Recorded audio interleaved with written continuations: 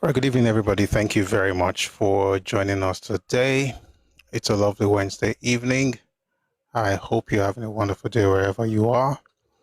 Glad to be with you today.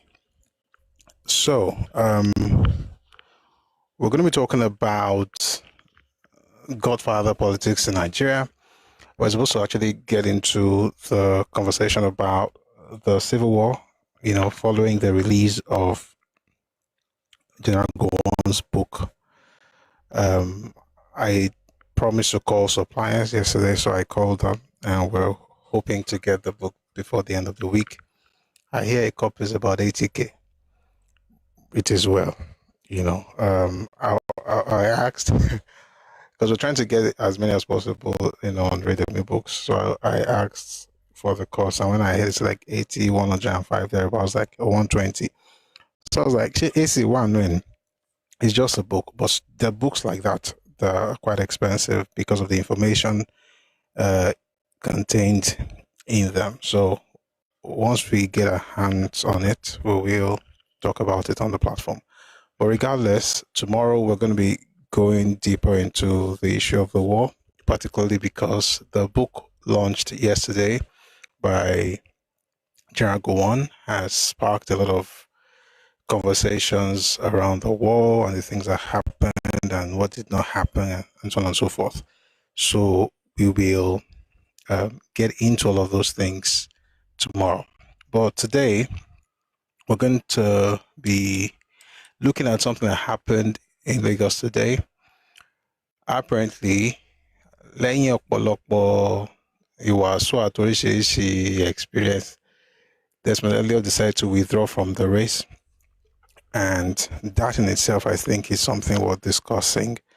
But it's not just about him as a person. It's about the idea of godfatherism in Nigerian political landscape. And it's something some people don't like. It's something some people like. And I'll tell you what I think. I mean, if you've been listening to me, you probably have an idea what I think about it. I think like every other thing, it has its pros and cons. So we'll get into all of that much later. But before we even get into our conversation today, let me thank those on TikTok who have helped us to get to 20K likes. I see people like Happy71, people like Akadol, My Battlefield. There's a person called Good Guy, Olajumoke, Oli. Many people have actually helped to get us to 20.3K likes now. So thank you very much for your support. All right. Thank you. Please, if you're on TikTok, don't stop tapping. Let's keep liking the live, and also let's keep sharing. That way we can get to the FYP. Also, click on the heart icon above the picture there. Today is Desmond Elliot's picture. Please click on the heart icon if you're on TikTok. Join the team, drop a gift, drop a heart me, so we can push the live together to the FYP. If you're on YouTube and on Facebook, we're glad you're here. Thank you very much for joining us. Please like the live and also share with your folks. We're going to have a great time together today. If you're on Twitter, please like and repost. Okay. So we'll start with, you all know what happened last week. We had a conversation about it. And that's about what Honorable Femi Gbajabiamila, what he said. He said he almost lost his job as a chief of staff to the president, and apparently they got to the end of the road with Desmond Elliot and was introducing a new person who would be taking over the seat in the House of Assembly representing Surulere. That's Barakat. Now, Barakat, of course, has been expecting Desmond to step down just like every other person, but for one reason or the other, he decided to keep running, and I think maybe that's where we're going to begin today. Let me play you a video. In fact, there's a picture here of Barakat being carried. Let me see Honorable Barakat, because Odankpon in APC Surulere House of Assembly. So at least one she but ni primary Jari. Anyway, she had this thing about a lot of people have actually dropped out of the race, and decided to support her, but Desmond Elliot did not. I'm trying to see if I can find you a video so that you can, listen to what she had to say about the entire thing. But of course, that's even old news considering what has happened since then. Okay. But I'd like you to later take a listen, please.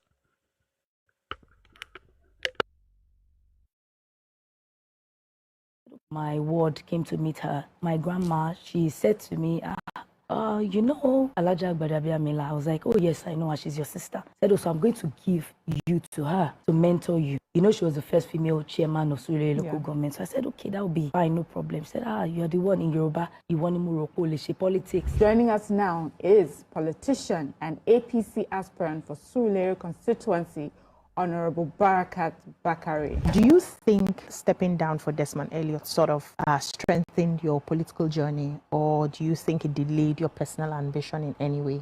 I wouldn't say it delayed me. I would say it delayed me for greatness, and it delayed me for my own time. Bullying, the subtle withdrawal of his security, trying to disable his campaign. That's false. It's a false allegation, and I take that very seriously. I wasn't even aware that he used security in the first place, so I'm not aware about that. Apparently, he's supposed to have offended someone. It's all about a game of interest. Yes. And when we're done playing that politics, everybody comes back to one. So if you win, he'll be jobless. It will most likely work for you. Well, I think it will work for you. I'm sure it will, because I did during this time. The chief of staff, while he was speaker, he was the one that brought the substation to Surulere, not Honorable Desmond Elliot. He was on our show on Friday. He said he got that place from the governor, present governor, when he was still head of LBIC, and that he went and got the support of the chief of staff, then as speaker, to get one of the EVs, and he sourced the others. He didn't. Honorable Femi did the 2 substations. Your competition right now, you running together. He hasn't stepped down for you. No, he hasn't. We're going to the primaries tomorrow, by God's grace. Okay, tomorrow is the primary, so whoever wins. Yes, whoever wins becomes the flag bearer of the party for the general election in February next year. Okay. You're saying you're understanding the dynamics now. I'm understanding now. But are you really a grassroots person? Maybe it's just packaging. So she did not. So you cannot shop for. Key delegates. Ẹ̀yin ará Surulere constituency 1, mo fẹ́ bẹ̀ yín, mo dẹ̀ fẹ́ rọ̀ yín pé tó bá ti di ọ̀la, ẹ jọ̀ọ́ ẹ jáde. If elected into the Lagos State House of Assembly, what specific areas would be your top legislative priorities for Surulere constituency? We're going to listen to more of that in a bit. One of the beautiful things I like about that particular interview is that towards the end, Oniko Bawa in Surulere Yoruba. Right? There's clearly impact, and people are beginning to understand that Amagbe Yoruba Ekarini,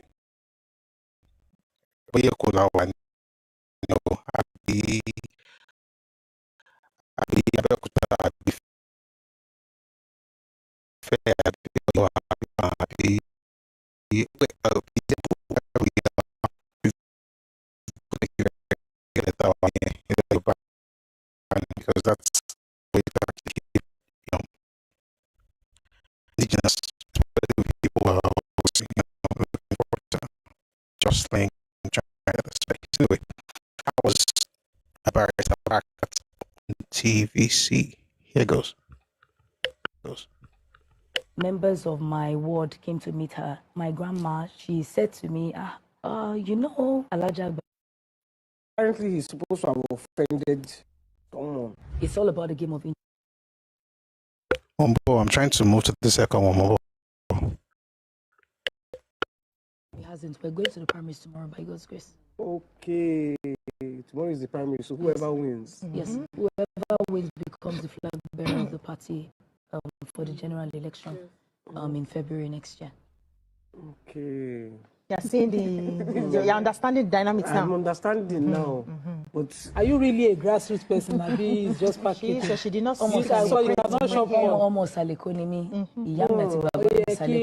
delegates. Ẹ̀yin ará Surulere constituency 1, mo fẹ́ bẹ̀ yín, mo dẹ̀ fẹ́ rọ̀ yín pé tó bá ti di ọ̀la, ẹ jọ̀ọ́ ẹ jáde. The political conversation in Surulere constituency is already heating up ahead of the 2027 elections, and one of the names drawing major attention within the APC is Honorable Barakat Bakari. From questions about loyalty, political succession, to debates around representation and experience, aspiration has become one of the most talked about developments in the constituency, especially given her past political relationship with Honorable Desmond Elliot.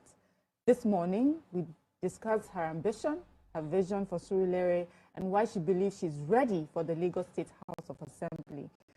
Joining us now is politician and APC aspirant for Surulere constituency, Honorable Barakat Bakari. Good morning, Honorable. Thank you for joining us this morning. Good morning. Thank you for having me. Okay. All right. We also like our viewers to join the conversation on 0201-635-2013 or 0902-416-3440. You can tweet to us at TVC Connect using the hashtag YourViewTVC, and you can watch us live on DSTV channel 164, and we're streaming live on YouTube. Welcome again, Honorable. Thank you very much. Okay, first of all, I think we would just like to know you properly. You know, who is Honorable Barakat?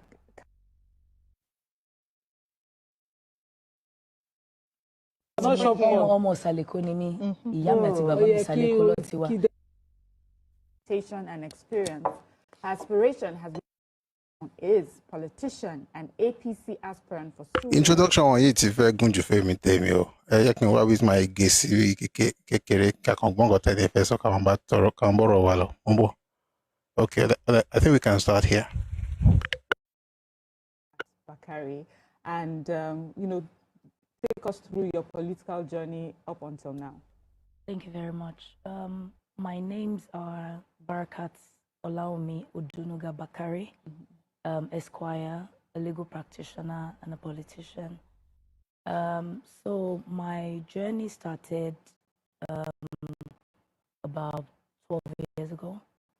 Then I was still living in London, and I came home, and some of my friends were like, because I was the president of the student union in my school back then in London. Okay.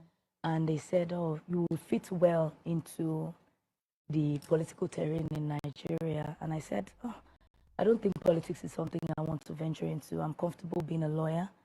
And they said, no, just try, blah, blah, blah. So I just brushed it off.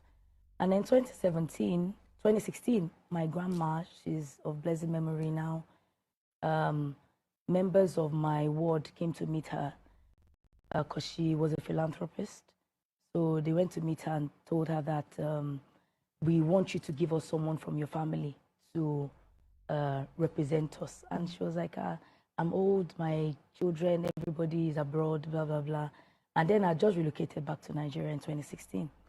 So she said to me, you know Alaja Gbadabia Mila? I was like, oh, yes, I know her. She's your sister. Said, oh, so I'm... All right, so she spoke about Alaja Gbadabia Mila, who happens to be the mother to the chief of staff to the president, Honorable Femi Gbadabia, who also used to be in the House of Representatives. Turns out he actually was the one who has been like a mentor to somebody says so in our family. Are you interested in politics? A lot of us, are we really interested? If you're interested, please get in. Anyway, let me get back on track. I think some people sorry about that. It's politics, and right, but if you're interested, just get in there, and hopefully when the next generation comes, they're able to have like a step ahead of others. I mean, I think it's a natural thing, to be honest. People don't like it. It sounds like nepotism, but if you ask me, I think it's you paving the way for the coming generations. Anyway, this particular one, they didn't even do it for their own children. They did it for another person. This time it was Desmond Elliot, because he's not related to Gbadabia at all. But of course, he took him under his wings, and he had a meeting a while back. I'm just going to play a bit of it where he talked about the fact that he almost lost his job because of Desmond Elliot. If you haven't heard that particular recording, please take a listen to this.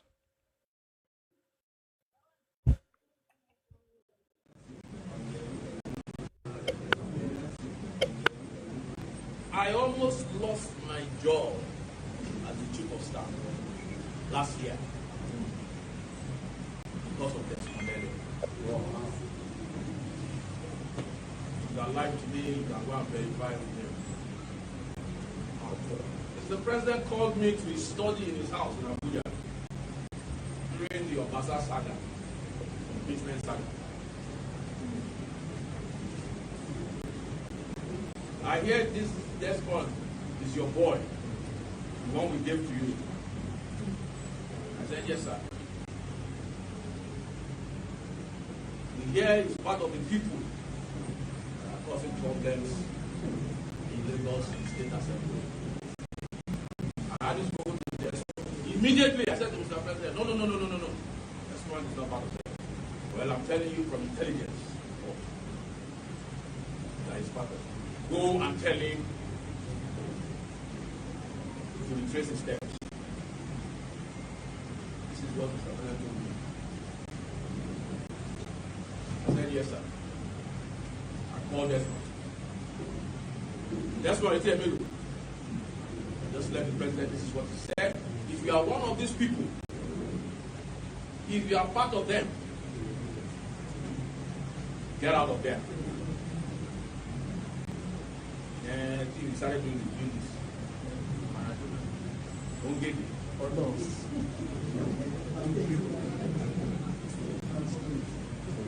3 days later, the Director General, DSS, called me.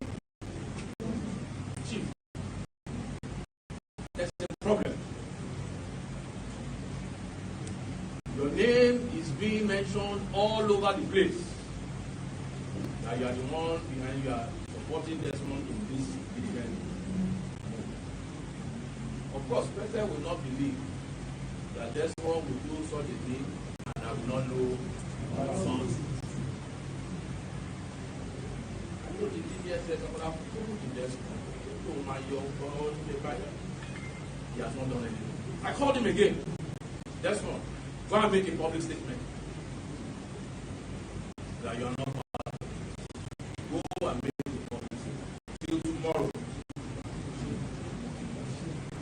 If it was not that I had the kind of relationship I had with Mr. President, I won't be here today.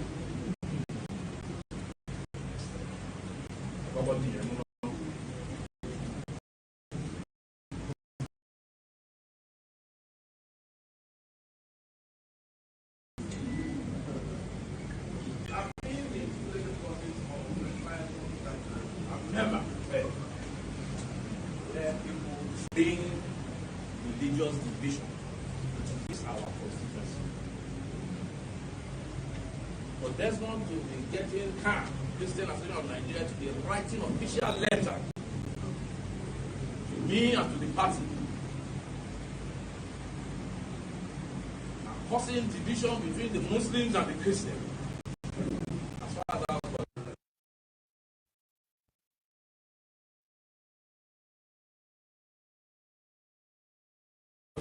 that's the height of Surulere. To the point where the Islamic clerics are replying the Christians. You know, little things, you don't know where they're going. The Christians called the Christian Association and finance them, they called to apologize. But where a man can be so desperate to crash the same platform that built this, for me is a problem. To the extent that you will be calling journalists to write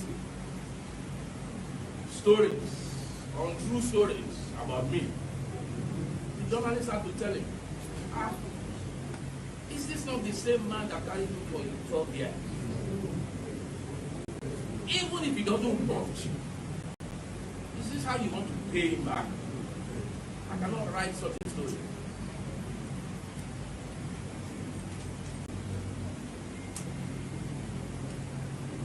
So, I'm here to tell you that there is a method to madness.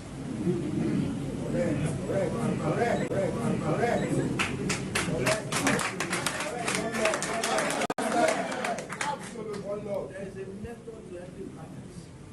I'm sure you all know me as my husband. I'm an easygoing gentleman. Good, I'm glad you know that. But I also have common sense. And I do things in a way that I will be justified. That I will be justified. But what is most important, like they said, Desmond came to my office in Abuja. He said, Desmond, I will stay neutral. Can you win? And like I said, okay, I'll stay neutral. There's nobody Desmond has not said to me. I will keep that. There are many things I will say here. Many things.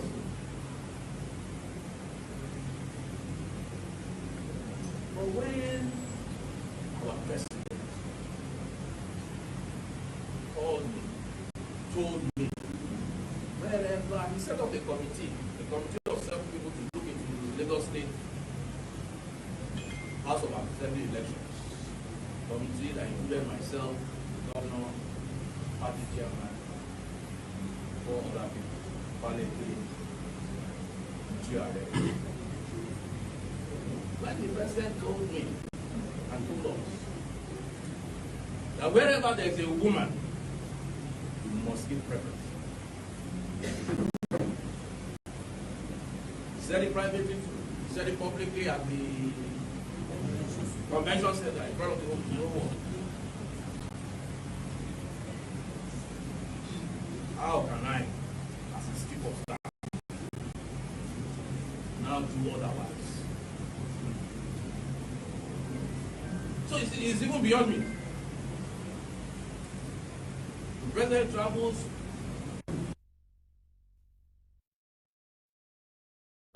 All right. So that was Honorable Femi Gbajabiamila talking about how they're going to, they're not going to be supporting Desmond Elliot. And he gave 2 reasons. Number one was his role in the, shall I call it, debacle that had to do with the impeachment of Obasa in the House of Assembly in Lagos State.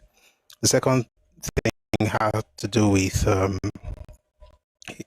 his use of religion, in Gbajabiamila's words, essentially as a way to divide the constituency. And so we're building up, we're going somewhere, please stay with me. And so based on that, he went on TV as well, that's Desmond Elliot, to speak to the matter, and this is what he had to say. And this was last week, by the way. This is what he had to say at the time. Take a listen, please. To your principal or your leader. Final message. My party leaders. Yes. The Bajadis and Bajadat of the world. My own Baba. I know you're upset. I want to say I'm sorry in front of everyone. Nothing breaks my heart than for you not to love me the way you've always loved me. I'm not saying, oh yes, media will come out, hey, Desmond begs again. Yes, because he's my Egbon. And I grew up learning everything I know in politics through him. He might be upset over something or whatever it was. I'm human. Okay. And to err is human, to forgive is divine. So I'm sorry, my daddy, if I've offended you in any way. To the matriarch of Surulere, Mama, I'm sorry if I've offended you, but I will keep keeping the party strong. And to all Surulereans, my scorecard is there. You know the things I've done to make Surulere a better place. And my promise is I will never let you down, given the opportunity to serve you again. Thank you, and God bless Surulere. I'm so happy when they mention Surulere. Yes. She's so happy. Because it's an amazing place. But we also see the work, So, she can testify. Different. We see the work. We do constant drainage movements. We make sure everywhere is cleared. I do sanitation. We don't need to wait for environmental sanitation. We make sure we clean it up. So most of your pictures. I've gone through your reports. Well, while Honorable Elliot was on TVC, talking about the Bajadis and Bajadat and how he should be forgiven if he had done something wrong. And also talking about the so-called matriarch of Surulere. Well, the matriarch was doing something totally different from what Desmond must have expected her to be doing. And what she did essentially was to pray for Desmond's rival. If I can an audio it's a video we're going to Honorable Barakat. Please take a listen to this.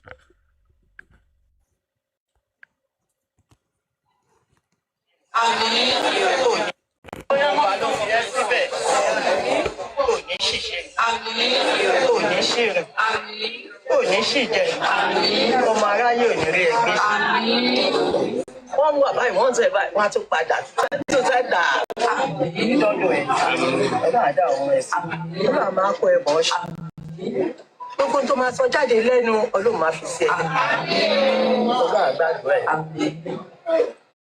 lè ṣe kí bá lọ bá ọ̀rẹ́ pọ̀ fún à ń gbàdúrà kí ọ̀rẹ́ wa pọ̀ jọ tá wa lọ ni àwọn tó jẹ́ náà fẹ́ jẹ́ ọ̀tá kó ló bá rẹ̀ wọ́n lọ́kàn náà ní kó má dá sí ìyàn kọ̀ọ̀kan ìyá ló bí wọn bí wọ́n ṣe wọ̀nà tán gbà nìyẹn ọ̀lẹ ni wọ́n rí jẹ ìfẹ́ ọ̀fẹ́ ló ń fẹ́ kiri tó bá ti jẹ́ ń bí àtúkò wọn á tún lọ́ọ́ bò mí ọ̀tọ̀ lẹni tó ń bọ́ wọn tó ń fún wọn wọn mọ́ mọ́tì àdúpẹ́ lọ́dọ̀ Ọlọ́run pẹ̀lú àmà pé ẹ̀kọ́ ṣe ọmọ ẹ̀ á ń ṣojú ẹ̀mí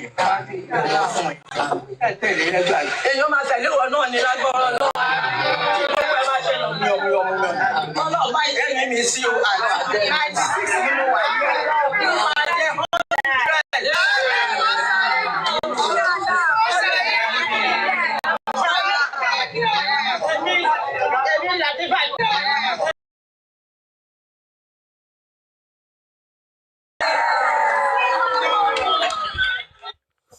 That's brilliant. That's a 96-year-old woman praying for the Honorable Barakat. It's quite good to see that happen. Well, since they did not pray for him, and maybe because of that, Desmond decided to do something totally different. He wasn't going to just wait because of prayer. He went back on TV, this time on channels, and this is what he had to say. Please take a listen. I would like to state categorically that I wasn't in the country. My wife and I traveled for... At what time were you not in the country? That was during the period of January 13th of 2025. We were in recess, and then it was an opportunity for us to travel to attend my wife's younger sister's wedding. Was that the time that the House of Assembly impeached her? Yes, Honorable? that was the time. Okay. Right Honorable Mudashiru Ajayoba was it came to me as a shock because I was in South Africa then. So obviously it took me about 2 days to come back. I was also as confused as everybody was. And then I saw that almost every presidency. And of course, I put in I appended my own signature. I believe I was maybe 30-something person at that point in time, because others who had traveled had returned and had also signed. But eventually, Mr. President called us and made us understand that it was not from him and asked us to return the speaker. And we did. So, to say this, that I almost lost his job, one I have served and has also been there for me for this long. To have said that came to me as a shock. Savvy, street smart. Now, when you went to now tell everyone, you're even destroying, you are even making the president look bad. The president House of Assembly House of Assembly Speaker. Anyway, someone in the comment section, Greater Me says he traveled like Azik. Well, Azik also traveled, so I guess it helps. Maybe that was one of his mentors. But again, this is not to slight him or anything, just to say that that kind of stuff that he said on TV, it's absolutely wrong, right? Like, no matter, there's some things you do as a politician. We know what politicians do. but there's something called plausible deniability. Okay? And I think a lot of them would understand that. So to say that on TV, I just don't think it means, it shows the person who is politically savvy. But anyway, that's that about that. Anyway, the mama prayed for Honorable Barakat, and then there was an event, right, last week where she talked about several people stepping down for her. By the way, she has stepped down for Desmond Elliot before, okay? In 2022, she stepped down for him to be able to run in 2023. So she had done it. So I guess people will be thinking one good turn deserves another, but apparently people had their own plans. And so this is what she said, and I'll play you what Desmond Elliot said afterwards. Take a listen to what Barakat said in the lead up to the primary. Take a listen, please. Listen, please. Quite a lot of politicking that went on during this whole time that we were both contesting. We had about 5 people or 6 that were contesting as well too, but the others stepped down and are supporting me, and they're all here.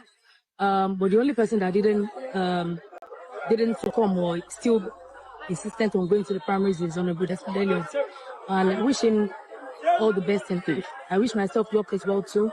And I'm praying that on Wednesday, I'm the one that emerges as the candidate of the APC for the Lagos State House of Assembly, Surulere constituency. For record purpose, what's your name once again? My name is Barakat Odunuga Bakari Esquire, aspiring for the Lagos State House of Assembly seat in Surulere constituency 1. Thank you very much. Thank you. Congratulations. Quite a lot of politicking that went.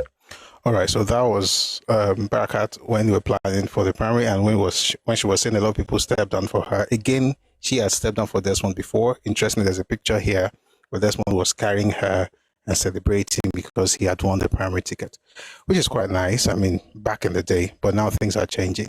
While Barakat was talking about folks stepping down for her, he went on to make this video. Please take a listen to Honorable Desmond Elliot, where he talked about what he wanted to do as far as the primary was concerned. He wasn't going to step down, but was going to, essentially keep his hat in the race. Take a listen, please.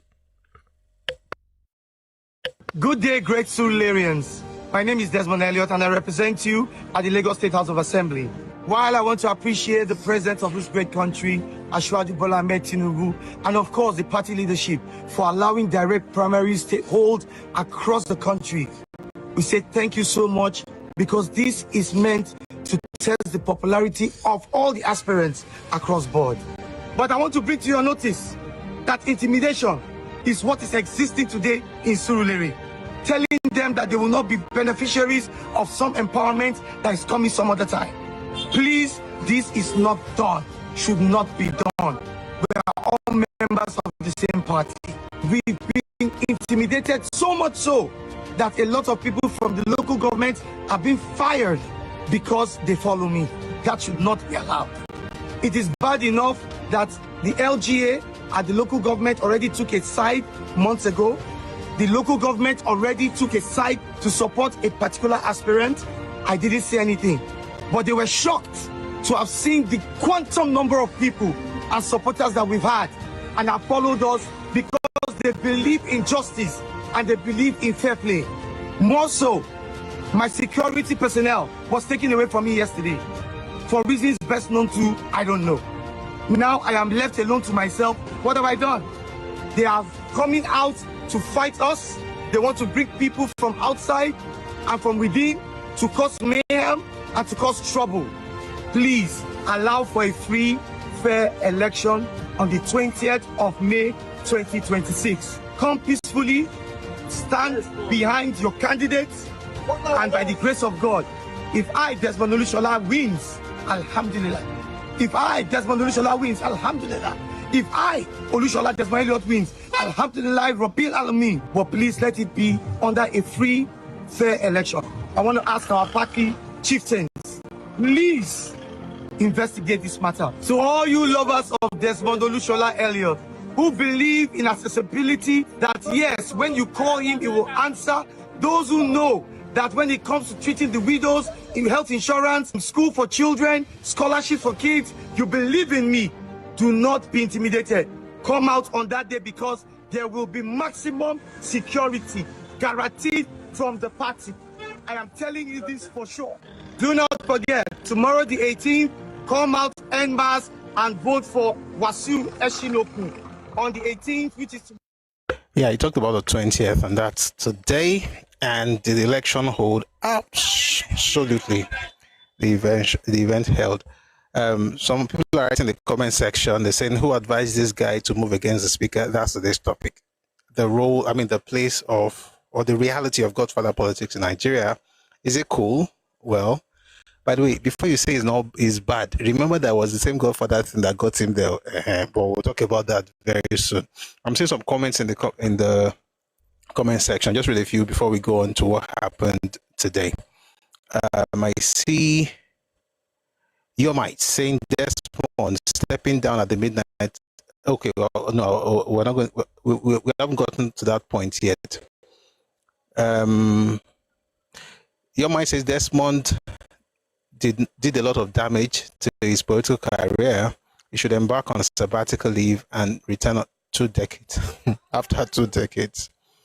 Prince Ademola Dufe on Facebook says, why coming online when you know all this? Why not go meet him, as you claim he introduced you to politics when nobody else knew you? Mr. Lagunji Manuel says, is it proper Lagosian? Here's the Lagosian. Buraimo Sheson on YouTube says, Desmond Elliot should be grateful for serving the people of Surulere constituency for 12 years. He should allow others to continue. Mr. Olagunju Emmanuel Ayobode says, is he a Muslim too? Why shouting Alhamdulillah? He knows what exactly he's doing, and I know what he's doing, but I'm not going to say it. But yeah, Alhamdulillah, Rabbi Alameen. All right. Politics is crazy. All right, your might on YouTube says, who's advising Desmond to be making these ridiculous videos? He's doing a lot of damage to his political future.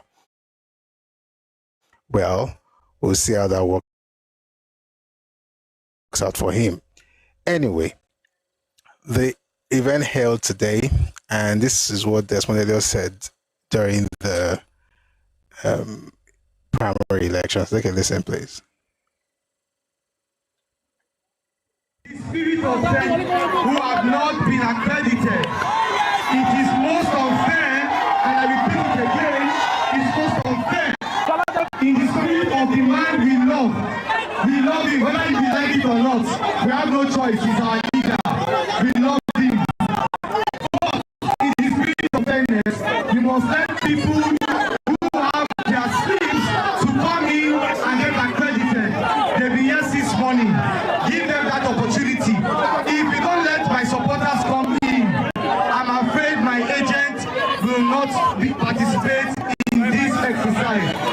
And we will kindly and respectfully bow out of this one. Please allow our supporters to come in and be accredited. Thank you and God bless you. So after this particular video, we put out another video where we talked about the fact that he's withdrawing. Now, a lot of us interpreted that to mean he was stepping down for Barakat. And I'd like you to hear it, and then whatever you think he's talking about, I think I'll listen to you, tell me what you think it is, before we now listen to the full video that he made much later, where he said something that meant something else, But here goes the first clip to show. My name is Desmond Elliot, and of course in all zones they've been intimidating and stopping us. I want to officially announce my withdrawal from this particular race. This is my word. If you go outside, those are my people outside, and they don't listen to them outside. They don't allow. So I am officially announcing my withdrawal from this race. Good luck. Thank you.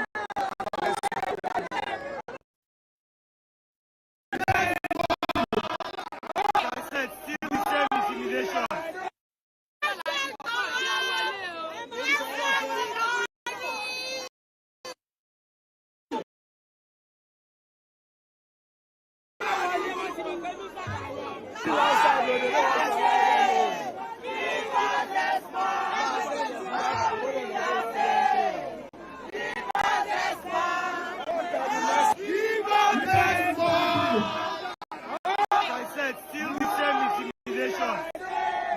People outside as usual. So finally voted to step down, which of course is bad enough. You see, you can't step down near time here. If I'm also you can't step down at that particular point in time. To have suppose in other words, although it was late, I thought at least he eventually stepped down.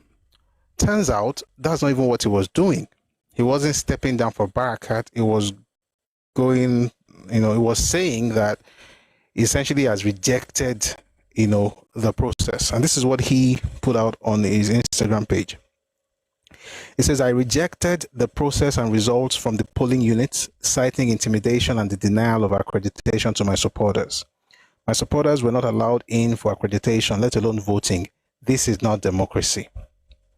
I'll play you the final video and then we'll get into some conversations. Take a listen to Desmond Elliot explaining why he's withdrawing from the process, that held earlier today. Take a listen, please.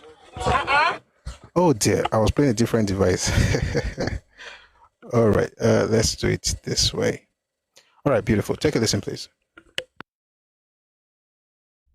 I'm not going to say any more than this, other than the fact that we are not accepting this process and we are appealing the process. So it's not I am not withdrawing. Why I said withdrawal then is I'm withdrawing my agents from going to participate in the voting process. But we are appealing the process. We are appealing, not definitely appealing.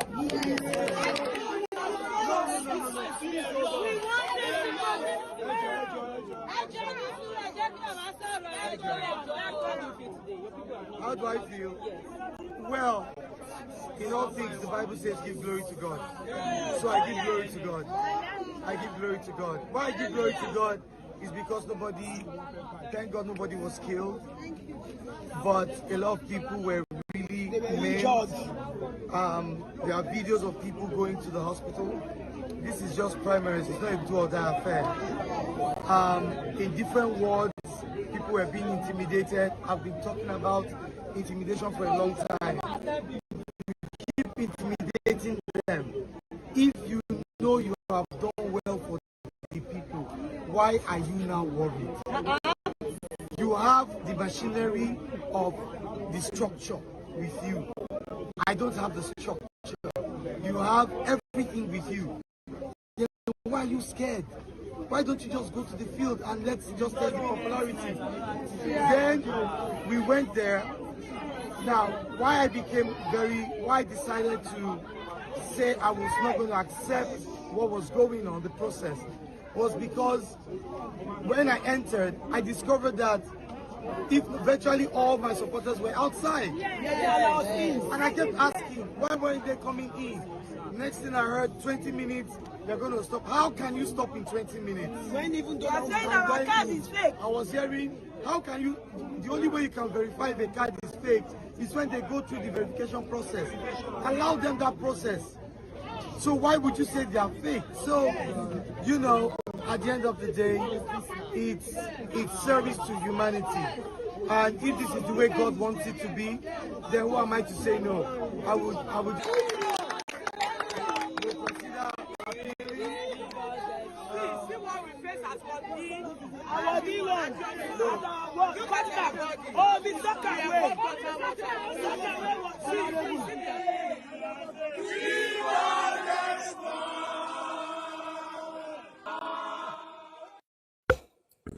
I can't believe this. Now, if you're a neophyte, you'd be like, oh, he's doing the right thing, he's fighting for his right. That's a joke.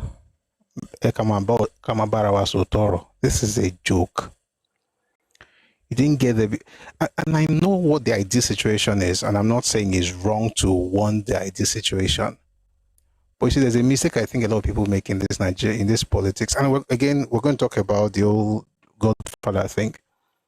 You got there on the backs of these people, all right? And then they got whatever you did, they said they wanted to change it. Then you now say, that's when you now remember that there's something called chemical process. Anyway, because, I mean, they are trying to find a way to get whatever it is that they are fighting for. While they were doing that, I would like you to listen to a recording of what happened in Ward F3. That's Desmond's own ward when he left that particular space. Take a listen, please.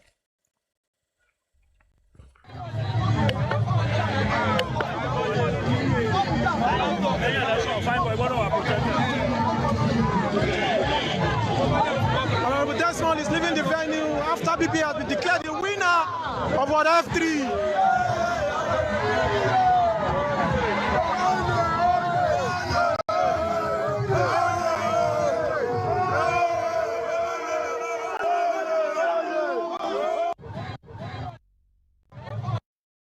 Politics, yeah, we're gone. See how they're calling him Oli. He actually lost his own ward to Barakat, and I think that's exactly what they expected. But by the way, the man has been there for 12 years. And I know it's not easy, but I mean, it is what it is. This is the result of the election, by the way. Take a listen. Again, APC Surulere constituency declares the result of its primary election. Take a listen, please. This district consists of 5 powerful local governments. We have Apapa, we have Etiosa, we have Lagos Island, Lagos Mainland, and Surulere. So today, each local government conducted the primary election and the results have been forwarded. This place is the collation center in Lagos Island. From Apapa local government, we have a total number of voters. There's no void vote. All our party members came out en masse and voted accordingly. So in Apapa, we have 10 votes in Apapa, and the total number of votes polled there is 2,119 votes.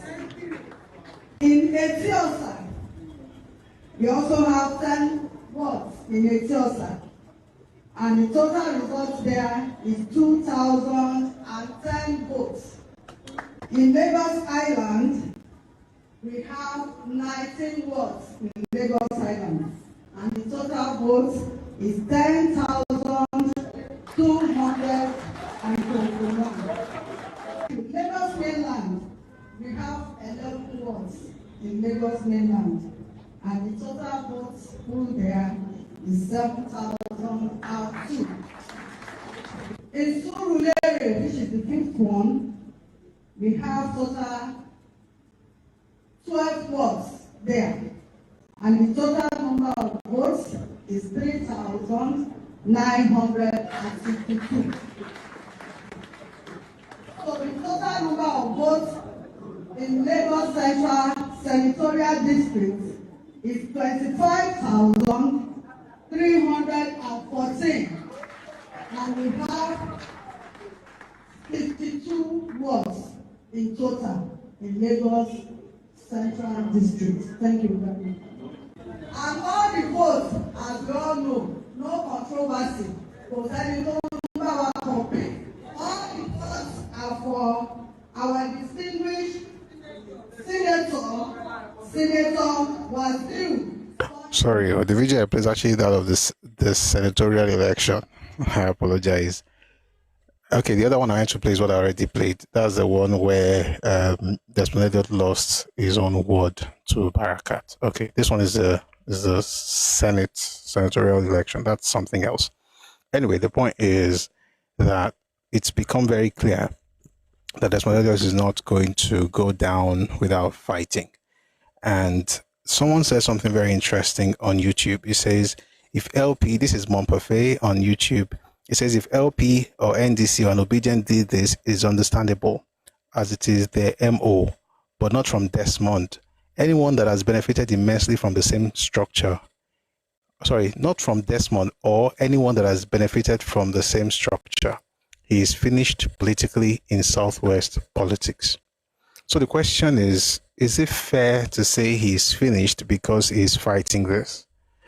So by the way, from what I'm talking, you already understand that and I'm going to tell you what I think about godfatherism, but the point is, I think it's unfair to you as a person to use someone's ladder, climb it, get there, toss it aside, and then you now discover what things should be. That's when you become an ideal candidate. It's the same that happened in River State.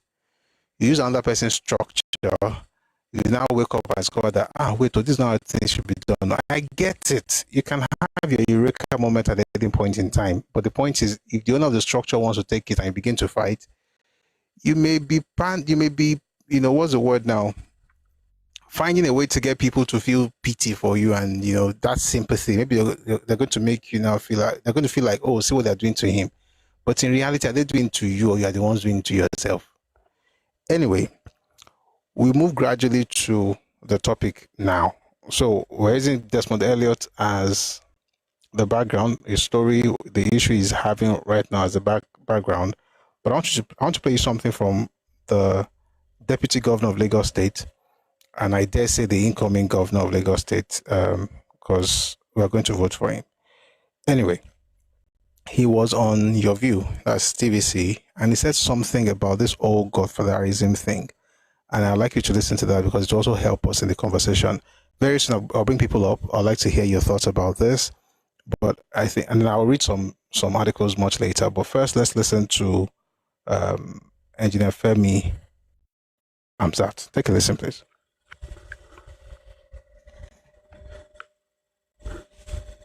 The first question he asked us, when we went to Singapore, we met Lee Kuan Yew. The first question he asked us is, what is your succession plan as a governor? There is no success without succession. No success. Because it's easy to destroy anything.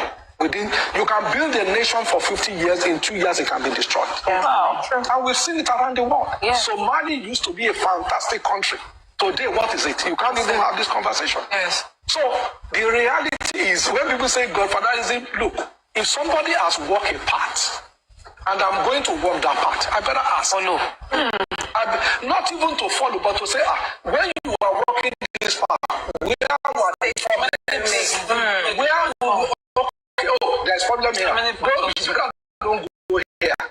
So it's just a natural way of living a life. Ask people that has experience. Even in MBA classes, they tell you must have a mentor. You must have a mentor that will tell you, you can't do this, this is wrong. Because the problem in our society is sacrificing. So a lot of people will not tell you the truth. So you need that 1, 2, 3 people that will say no. That's why Lagos State will have the Governance Advisory Council. These are elderly people. They don't need anything from you. They will tell you, Mister, you are making a big mistake here. You are wrong. So, but you convince them, no, I'm not wrong because of ABC. But they will tell you the truth. And they are from different parts of the state. So they will tell you, no, in my own area, this your policy is not working. So you need that. So the idea to say, as a government... Sorry, please, was it clear? Did you hear it well? You know what, let me play from another device because I thought somehow about... Is the sound quality okay? Should I continue playing or should I start again from another device? Also, okay, let's just continue then. We're almost done. Council. These are elderly people. They don't need anything from you. They will tell you, Mister, you are making a big mistake here. You are wrong. So, but you convince them, no, I'm not wrong because of ABC. But they will tell you the truth. And they are from different parts of the state. So they will tell you, no, in my own area, this your policy is not working. So you need that. So the idea to say, as a governor, I'll be told, no, there's nothing like that because you don't know everything. So you need people that will also tell you, look, you are making a mistake here. So the idea that, like we said, it was during Ashwaju that we started the Lagos Metropolitan Transport Authority, this Lamata. Because they have a master plan to say they design, at that time, design 7 rail lines. The blue, the red, the green, whatever it is. Let me, because I don't. So it started by saying that when they went to Singapore, that's with BRF, to see Lee Kuan Yew, the first question Lee Kuan Yew asked the governor is, what's your succession plan? When we went to Singapore, we met Lee Kuan Yew with BRF. The first question they asked us is, what is your succession plan? As a governor, there is no success without succession. No success. Because it's easy to destroy anything. You can build a nation for 50 years, in 2 years it can be destroyed. One of the reasons I like Obafemi Hamzat and why I want him to be governor and why I would never in a billion years even think of GRV and the rest of them is that there is a blueprint for Lagos, and all the governor needs to do is to plug and play. So you plug in, you have your own ideas and all, but you have a blueprint to work with. And you can talk about why godfatherism is not good. And of course, if a person becomes overbearing, if it's built around just an individual, then there's a problem. There's something Tinubu has done, and I don't think people give him enough credit for it. People assume that in Lagos, everything is built around Tinubu. That's not true. That's not true. If it were true, then Ambode probably would have waited to complete his term. Oh, sorry, second term. He would have come back for his second term. If all power was just in Jagaban. I want to share, there's a system that is set in place. That system is what produces people. Now, in that system, there are godfathers. For instance, but Miller said that the president said, the person we gave you. And someone said, why would they say they gave him somebody? That's wrong. That's wrong. Like, that's how it works everywhere. You, in quote unquote saner crimes, you have to understudy a particular politician. All right? Or you are brought in. How do you think a senator from Illinois just jumped up to become the president of the United States? How many years is this man in the Senate or in Congress? I'm talking about Barack Obama. Yobani Aolongba Onigbawo. If you don't understand that, I can't say it in English. The point basically is that you need people to actually prop you up. You can't do things just because I have idea.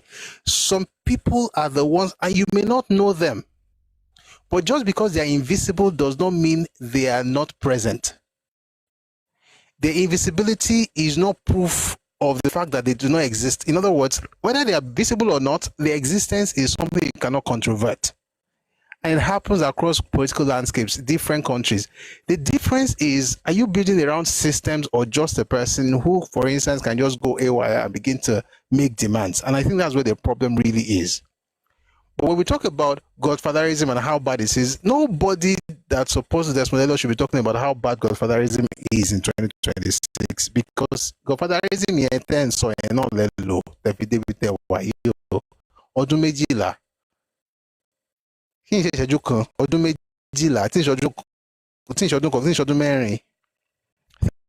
you for the gift, Sidan. Odumejila is a lot now. Tabaka Mejila, that's 3 terms. And if that system has worked for you, what you should do when things Toshiribai is, and I'm not saying it's easy, right? I know it's probably going to be very difficult for you to now say, you know what, okay, you guys want your system back, I've messed up. Okay. No, you can have a comeback. What I believe in this kind of systems is that you can't fight that system. If you want to fight, if you wanted to fight this kind of system, you would have started building it for years. You need to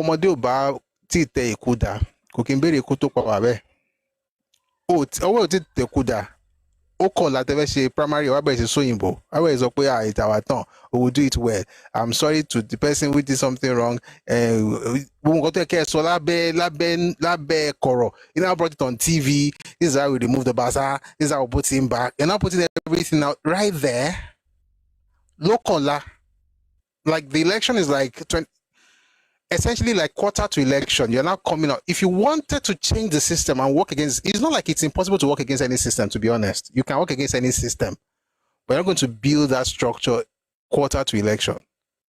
You can't use their system, be in their system, then want to use that system against them.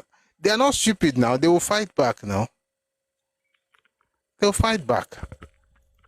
And that's why a lot of people are saying, I'm seeing things on the comment sections, in the comment section on YouTube, some of those things I can't read. But the truth of the matter is, and I can't read because I want the point, and let me leave the Ekpe part and just go to the other part with Olagoji Emmanuel's comment on YouTube. When Gbajabiamila Mila picked him up from the street, was it the only one in Surulere then? I can't say from the street, but let's just say when he picked him up to support him, was it the only one in Surulere then? He's complaining now because he has not worked enough to be returned to the assembly.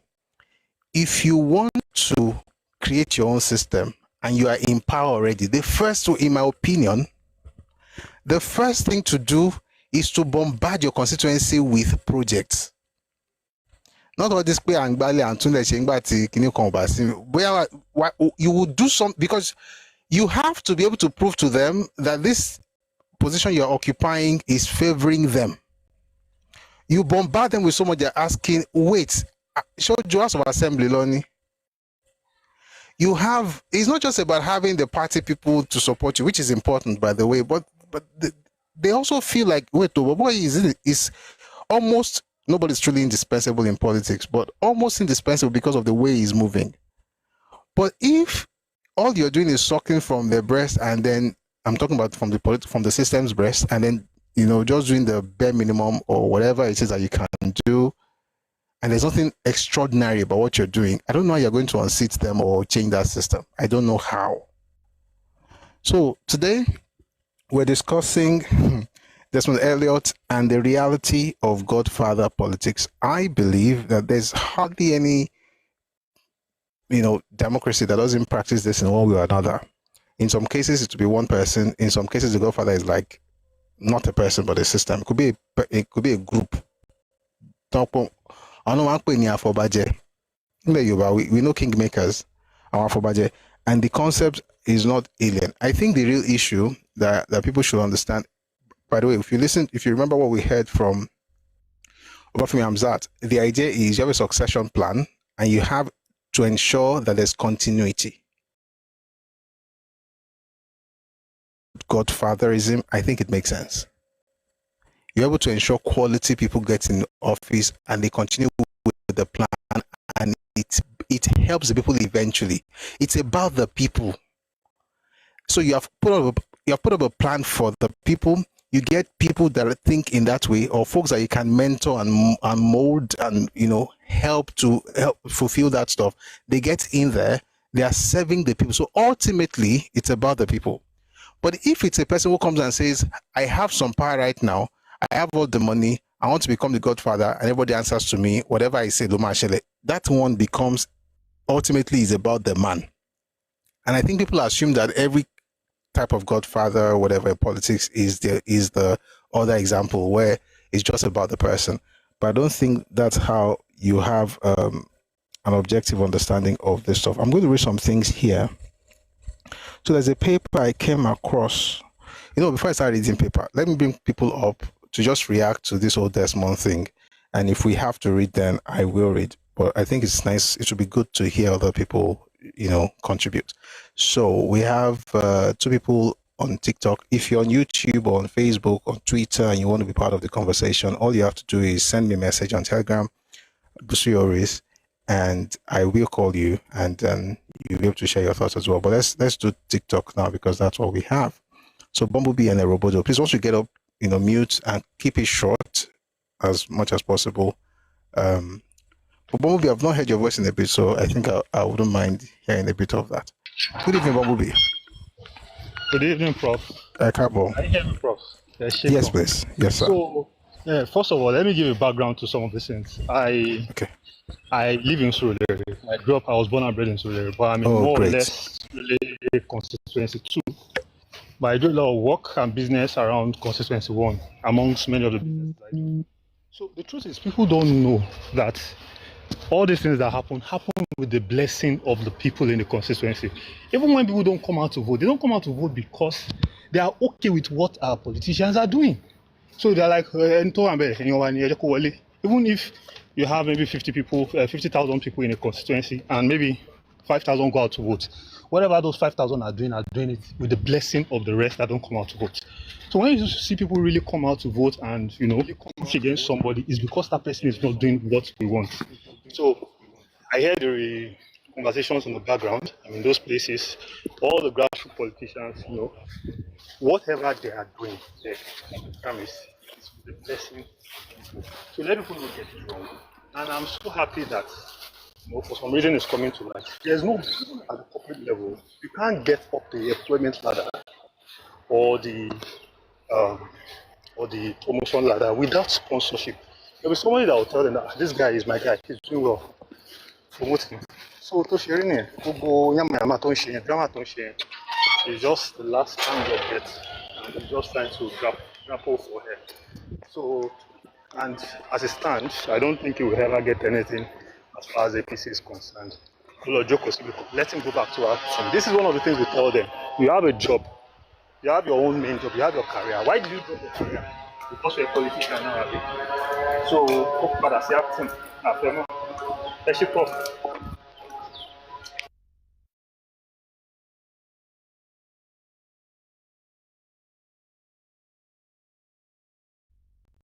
Apparently, that's one of the constituents in Desmond Elliot's constituency, asking him to go back into acting. I hope, you'll be happy with what you just said. Someone says, did Desmond win his primary today? Oh, I think he's just joining us. No, he didn't. And he's saying he will most likely appeal it. I don't know whether he will appeal, whether it's the...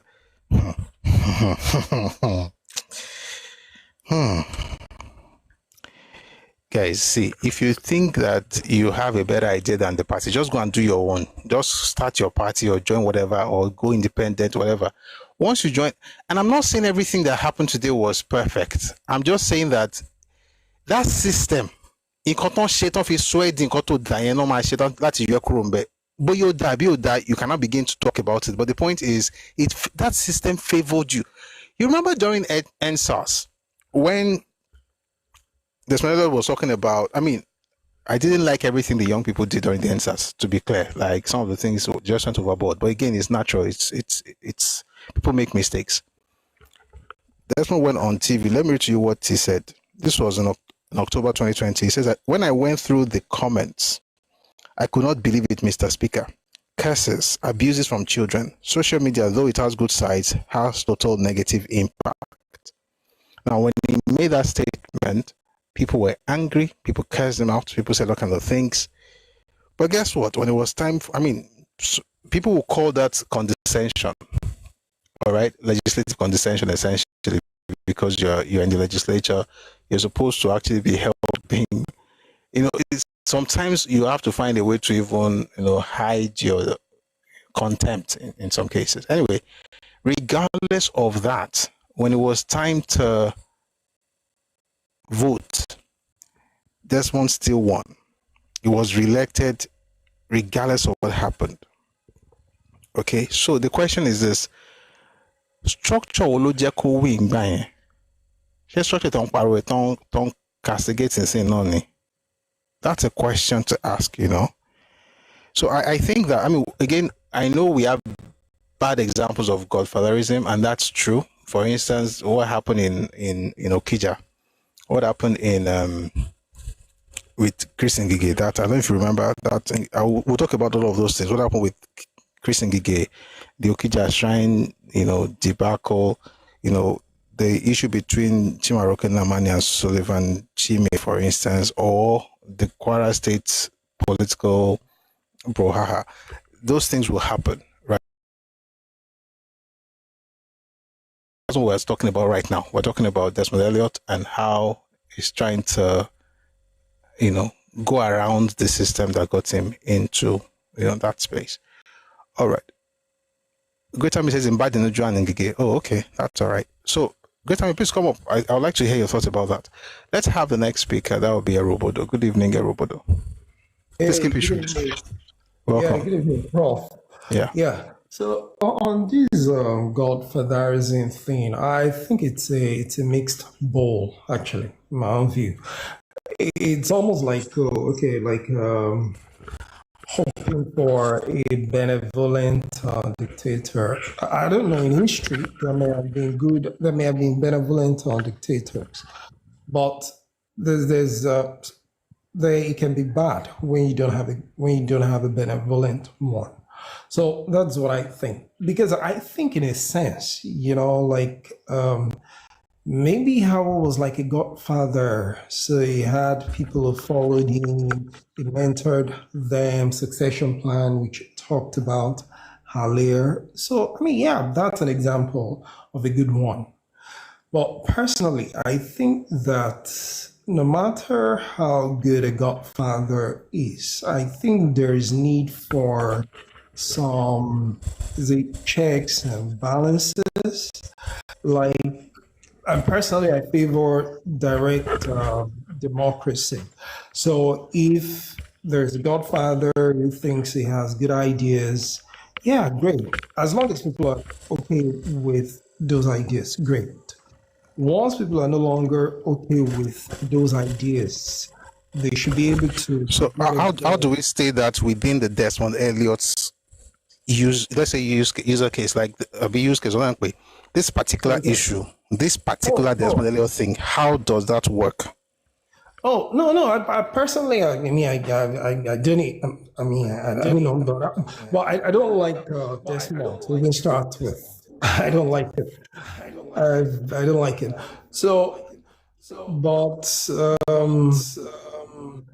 In his case, we don't have direct democracy. So, like you said, if he has been with them, it should be okay with I cannot agree with your view that if they made him, then it should not be quarter to election that is coming out. That's could be, it's, for me, it's hypocritical. If they made you and they used the same thing and turn it around personally, I think it deserved what happened if they actually used the structure against him. But again, I'm like, look, I'm not really sure how were they able to identify his supporters? Like, how were they? I don't know. Unless he had some strong words, they were going to him, and something was done in those areas to suppress the vote for him. If not, I'm not really sure. I mean, personally, I would doubt his allegations. Like, how were his supporters? How were they identified and screened out? So that's it. All right, thank you very much. I didn't get the last bit of what you were saying, but I think I have an idea. Yeah, quite interesting. So when you started, you started talking about where godfatherism is not good, and like I said earlier, it's not everything about godfatherism that is good, especially when it's built around an individual or people whose ultimate goal is their own, welfare, not the welfare of the people. Now, I'll read an example here. This is actually from different news reports, so I'm going to find one that's a bit easier to work with. This is something that happened in 2003 in Anambra State. Again, this is not about, we're talking politics. So if you're like the one that came earlier talking rubbish in the comment section, may God be with you. You're going to be okay at some point, hopefully after coming back from Yaba Lift. Anyway, they had a contract in Anambra State between Chris Uba and Chris Ngige. There was a contract. Before he was brought into power, he was, Ngige was a medical doctor, was a retired medical doctor and civil servant, right? And what he really wanted to do was run for a Senate seat. And then somehow he met with Chris Uba, who was wealthy, was young, and very ambitious, and also had ties with the president. At the time, that was with the People's Democratic Party, yes, and the president at the time, President Olusegun Obasanjo. So when it came to money, he had the money. Okay. My battlefield says, can someone give us a summary of what he just said? Let's just follow what I am saying at this point, because it is well. All right. Sorry. Let me just clean this place up. All right, good. So yeah, like I was saying, Uba had, the financial muscle. He also had, ties with the president and with the party, the PDP in 2003 or prior to 2003. And anyway, he decided to bankroll this project, so to speak. Now, that's actually a problem, but we'll talk about that later. He said to bankroll this project, and in his mind, it is expecting returns on investment. And so Ngige becomes, that. Ngige decided to get involved with him. By the way, just in case you don't know, they signed a written financial contract. Ngige actually signed. Okay. Ngige also was taken to Okija Shrine, where he swore an oath, to be loyal and, faithful to Uba. Now, the wala began shortly after inauguration, where, as far as the Godfather in this particular case is concerned, he saw the state as like an extension of his business. And so he demanded at the point, 3 billion. I'm sure you must have read this. You find what everything I'm saying right now, there's one. So I did like a collation of stuff, but I can tell you all those things later. There's a document, Cambridge University Press and Assessment. Cambridge University Press and Assessment. The title of the article is Fairy Godfathers and Magical Elections. If you are interested, because some people might ask where we're getting all this from. There are a number of sources, but this particular one is called Fairy Godfathers and Magical Elections, Understanding the 2003 Electoral Crisis in Anambra State. It was published in 2010. It was published by Cambridge University Press. Okay? And then there's also something from Daily Champion. Anyway, he asked for 3 billion naira to pay off the campaign debt. All right? Now, that's where Wala now started. Now, that kind of godfatherism is not what I think is happening in Lagos. Okay? That's not how I think. Because, think about it. If Ngige had paid 3 billion naira to his quote-unquote godfather, who essentially bankrolled his campaign, what that would have meant would be that there would be nothing else to do. There would be no money to do anything else in the state. And of course, he wasn't forthcoming, which led to what you can call a civilian coup in July of 2003.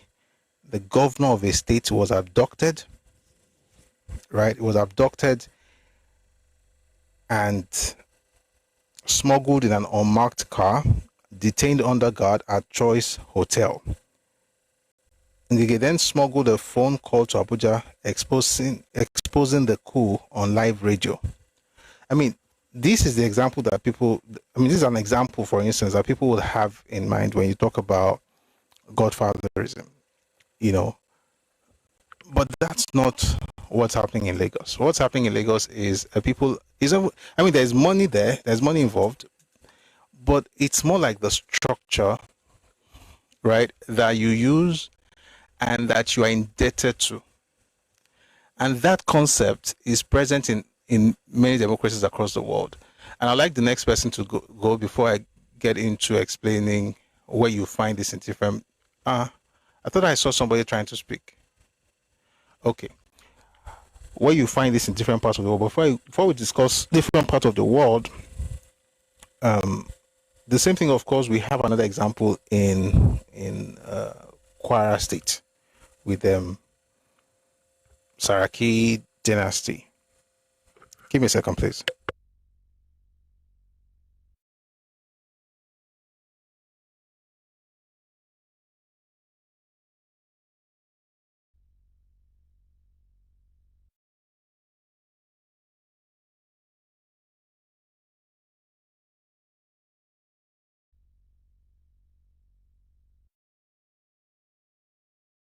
Thank you very much for staying tuned.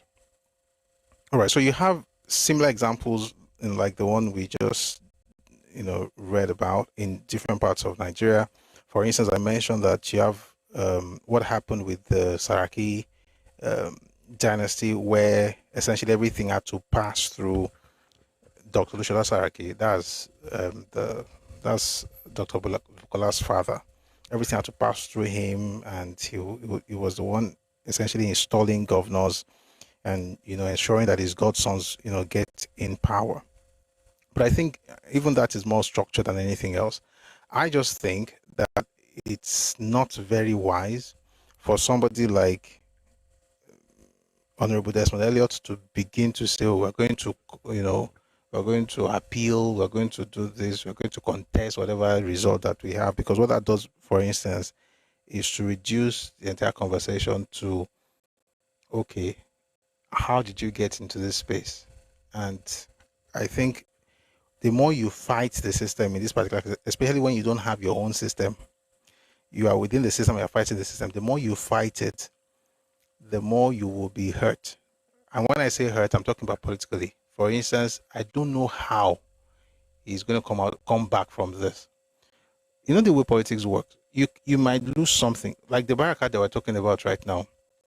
She stepped down for Desmond Elliot about 4 years ago, right? But then she became the SA to the governor. They will look for something else to give you while you wait for, whatever other gym. Interestingly, by the time and this thing works like a cycle. By the time it comes back to you, you will not go to the House of Assembly. You might even go somewhere higher, But I don't know what got into him. I guess he just felt like, he now had some leverage. So all the best to him. There is a report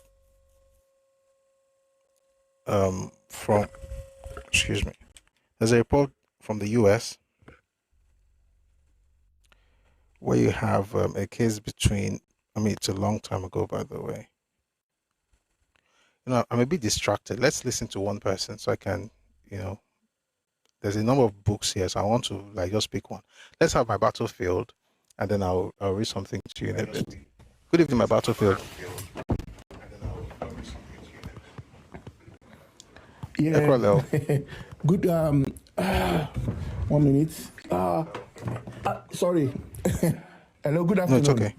Good afternoon. Afternoon, sir. Yes, thanks so much for this opportunity. I'm actually so surprised that he was able to climb that high for 12 years. This guy self-confessed that he was a Sierra Leonean. He self-confessed that he was an Igbo person. Yeah, I'll tell you. Yes, he's a Sierra Leonean. I was telling to you, Sierra Leonean. Yeah, he's a Sierra Leonean. And he's an Igbo, and he's Igbo too. He speaks Igbo. He's Igbo. I was saying to you, it's online. He's Igbo. He's a Sierra Leonean. And he said he has a family in Brazil as well. I don't know how far that is true, but I know he's Igbo. He's Igbo. I was telling to you on your this thing. So I don't know why people are not talking about that. He said it himself. He went to church. He sings Igbo. He talks Igbo. He's Igbo. How he managed to get that far, it actually behoves me. I'm so surprised. And it's an ingrate. If you had gone without any noise, perhaps maybe next time they are considering for something else. That tells you the mindset of these people. You can never be great. Never be great. If you have 11 things to share, if you have 10 things to share, they will want 11. That's exactly what happened. If you have 10 things to share with people, and I'm saying it now, I don't care, they will want 11. That means they're insatiable. You can never satisfy them. Never. I'm actually so surprised that people are not talking about this. I think they want to gloss over it because people will be so much, they're so much upset. The same thing that guy in Isolo Oshodi is doing. You can see it's a template. They can never change. Never. So he should be grateful that he's been given opportunity. I don't know what he has done for his constituency, but I can't say anything what it has done. He's been given opportunity to excel, but now he's actually rubbishing it on their faces that, look, I never deserved this in the first place. So those people who actually cleared him to contest in the first place, they should be searching themselves. They should. I mean, they didn't do enough vetting. Shame on them. Thank you very much. That's all I have to say. Thank you. Thank you, sir. Thank you, sir. Nigerian politics. It's not Sierra Leonean, sir. It's Saro.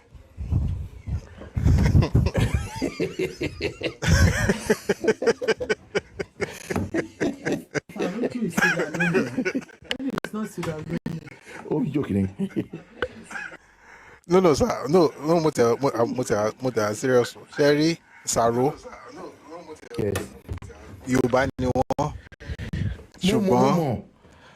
Yes. I mean, to be fair, àwọn Saro kan wà tó ń ṣe Yorùbá ṣá, ọ̀kà máàkì tẹ̀ para. Àwọn Saro kan wà tó ń ṣe Yorùbá. So, tó bá dárúkọ Sierra Leone nìsín. So, what it means basically is that, and how did they come to be? So, a lot of people, for instance, were taken as slaves, going to the New World. And then you had English ships, stopping, Portuguese ships and so on and so forth.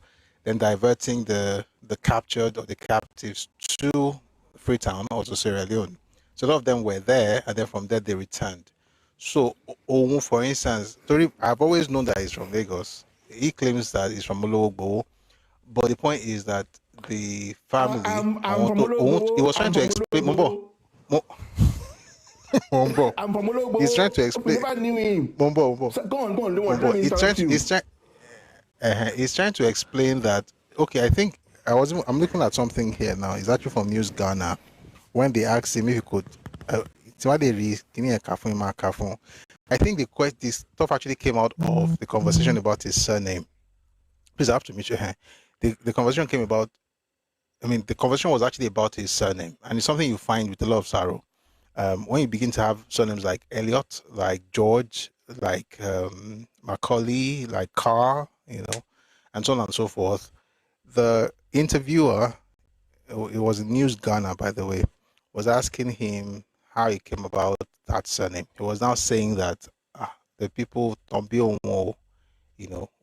the Saros from Sierra Leone. Saros are not Sierra Leoneans. And I know that because politics is but no, but seriously, Saro are not Sierra Leoneans. They are Nigerians. They are, and they've been absorbed, even those who are not indigenously from Lagos. I think, was it 1850? There's a date, Benesha, all those that returned around that time, they just, absorb them into, the Eco Lagos culture. So whether it's a Saro from Sierra Leone or the Amaro are folks from Brazil. So when those ones that I want to the returnees, like the Darochas, the Salvadors, those ones also, are Lagosian. So you can't say that they're, Portuguese or Brazilians, but they have ties, and a lot of them actually do have ties, but I want to read you that stuff from News Ghana here. So the question essentially was, it says this, okay. So here's the question. Why did you choose Sierra Leone for the project? Did the story go in line with Sierra Leone? That was a question. Then it responds, the script was given to me by an American called Diana. She's a very keen watcher of Nollywood movies. Actually, she wanted it to be done here, but I traveled to Australia and saw this very great actress. I just saw that the story could be adapted into a Sierra Leonean story because Sierra Leone as a country has a very interesting history, and then I just thought I could link it up with it. This is also the fact that I am directly or indirectly connected to Sierra Leone by parentage. Then they ask, can you shed more light on that? Then he responds, this was really long time ago, before they came to settle down in Lagos. Many of the Lagosians with English last names have lineages from Sierra Leone. Then he says, can you tell us about your background? I am a Yoruba man with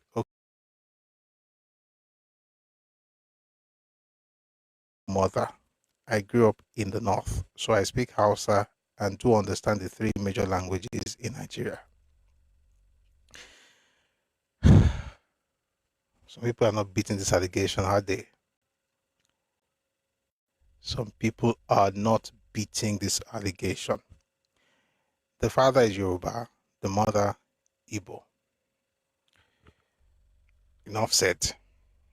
And by the way, the reason I always speak up for Saro is that, and I want to use this opportunity to explain myself. Move up my battlefield, please. I want to use this opportunity to explain myself. You see, during the last election, GRV did some very crazy stuff, terrible things. And people began to push against it. And they linked it up with the politics of the 1940s and even politics of the First Republic, and the role certain people played in that in that period, right? Folks were Saro. What I mean, see, there's a book called Educated Elite in the Nigerian Society by E.A. Ayodele, and he said some interesting things about the Saro. Maybe we'll have a session about that, but the first one, we're going to do this Ego one and the word thing tomorrow, and then maybe some other time we'll get into the Saro thing. But I want to quickly say something. See, the Saro had proximity to whiteness, right? And in their minds, they were African Europeans. For the most part, many of them were confused. They were neither here nor there. But after a while, some of them began to push against this whole idea of being Europeans and wanted to be African. And some of them successfully, pushed back against the incursion of European culture into our mindset as Yoruba people and as Africans. Some of them went ahead to change their names back to what it used to be. People like Maja, people like Mojolag Baby, they returned to what name? I mean, local Yoruba names. However, there were those of them who had this idea because who had this idea that, they could just open the place up and have this British mindset and, just mix up the whole place and not have this Yoruba thing. And some of the rhetoric that they were pushing at the time were very similar to what GRV used in the last election. Was like Gedegbe Lekowa. That statement, and GRV repeated that statement. And if you understand the politics of that period, especially when Zik was holding sway in Lagos, you will understand the import of that statement. He intentionally made the statement. And so because of what he said and the way he played his politics, certain Yoruba people began to say, oh, I want Saro. And I think it's also dangerous. Because they are as Yoruba as any. You have to pick out the person and deal with that person. Yes, it's true that but we have to be very careful when it comes to Saro. So that's why I'm actually spending time to talk about this, because they are Yoruba people. Now, it is true that there are some Saros who are actually from Igbo land. Okay? There are many examples. Who are just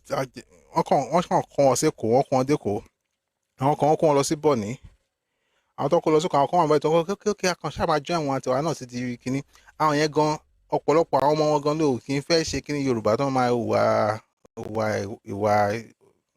máa kí n sọ pé wà kíní ìfẹ́ sọ̀rọ̀ tí ò dáa. But the point I'm trying to make essentially is that when it comes to that group, we have to be a bit diplomatic, because ọ̀pọ̀lọpọ̀ ní wọn wọ Yorùbá. People like Baba Jimoko. Ajimoko is Ajimoko 1. That's Oba Frederick Astrop, who eventually went on to become the Owa of Ilesha. It was one of those arrows that returned. And you still have Astrop in Ilesha till today.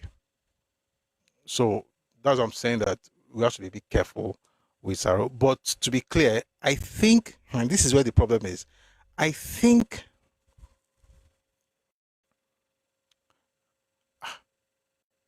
my battlefield says, I understand Saro, but he intentionally said I am a Sierra Leone. Really? Okay, maybe if I say that, Timbari, but I'm just reading, because when you said it, I was like, okay, I think I've seen something close, but I never really heard him say it was Sierra Leone. So I just read this interview that he granted. And this interview was in 2012. Okay, so this is 14 years ago. This was before politics. Abi, yes, 14 years ago. That was before politics. So I think it's what, for instance, if you listen to somebody like Tiwa Savage will tell you she has Brazilian connections, and she'll be correct. You know, now during Easter, they have this particular food that the Amaros, they will eat in Brazilian quarters in Lagos. I don't know how they pronounce it. I think it's Freyon or something like that.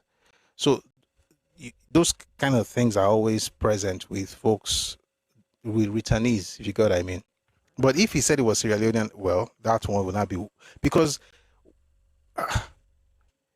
that would be weird, for a person to call himself Sierra Leonean just because of, Saro connection. Considium says, it's Freyon. Okay, thank you, Madam Osun. So I pronounce it correctly then, Freyon. So they have this Freyon, they have all this food that they eat, and they're Yoruba people. Considium says, Olotu, I am Saro. You are? There's Saro. If you really think about it, Abat Macaulay would be Saro. Bishop Ajakala would be Saro, because they returned from Sierra Leone. Erika, Majalagbe, all these people, returned from Sierra Leone. But I wouldn't. Is it Free John? It's Free John. Oh, it's Free John. That's how you pronounce it. Oh, okay. Moteko, Boshempe. Are you okay? I think I'm using Spanish instead of Portuguese. You're confusing me in the comment section, but I think I get the idea. Free John. What was I saying in Free John? It sounds like what language was I thinking in? Maybe Spanish. Anyway, thank you for writing in the comment section. So at Free John, the point is that they don't have to discard that in trying to prove that they're Yoruba. They are still Yoruba, Titi Lagos says, I'm Aguda Potoki from Popo Aguda in Lagos Highland. Exactly. So you have them Agudas, they're also, but they're Yoruba people. All I'm saying is that one has to be careful, because politics, the GRV,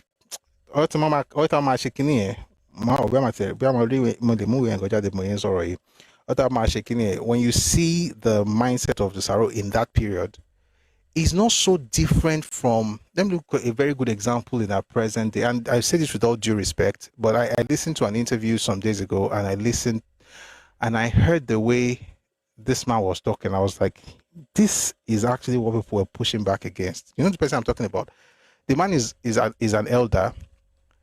If you can guess, anybody can guess in the comment section who that person could be. Is a Yoruba man, but it's almost like I don't left for anybody in Yoruba politics, like really matter. And Agbalagba Folarich, you're right, sir. That's the person. It's body judge. When I heard that, I was disappointed. I'm not going to lie. So if you want to understand the mindset of a number of Saros, not all, to be clear, not all, because there were also Saros that were on the other side. The Malakijas, the Majas, they were also, the Williams, they were on the Yoruba. When I say Yoruba side, I'm not saying that they divided themselves. I'm saying in the sense that you have people who think that, yes, give people opportunities, but ensure that this place is core what it is, not dilute in the name of trying to be open, and you include others to the point where you now, essentially just whittle away. So there are folks on both sides, but what I was trying to say essentially with all this Turenchi is that because of the kind of politics that I found what I was looking for. Sorry, guys, I was distracted earlier. I don't know if you caught that, but I found what I was looking for. This is the title of the chapter in the book by the latest book was published in 1974. It titled this, talking about them, deluded hybrids.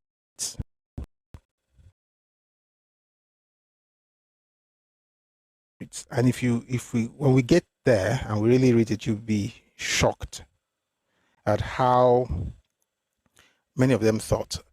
all of that to say that the way Javi played his politics, he repeated some of those narratives that you expect that by now, and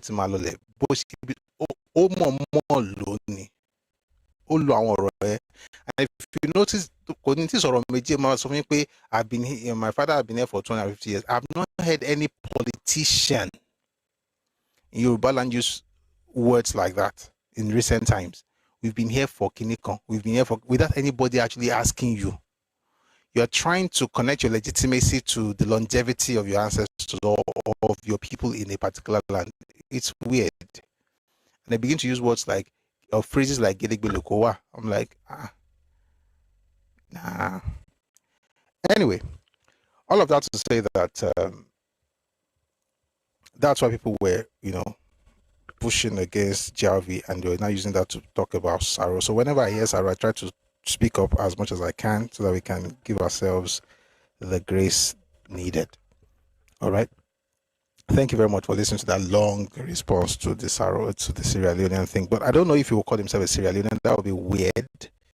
That would be very weird considering. But let me bring up a Saro man. I hope he can talk. I'd like to hear him speak. But we're not talking Saro today. We're just talking Desmond Elliot. And considering those Lagos politics, so it'll be good to hear his thoughts about that.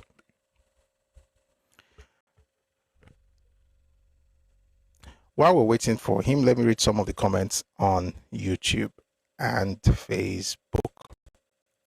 White Kubo says, Awolowo's Godfather, Adeyemo Akija was Agoda from Ikija Egba.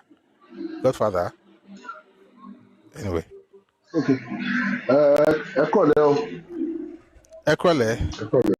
So I won't mention my son name because obviously some people might know me. So okay.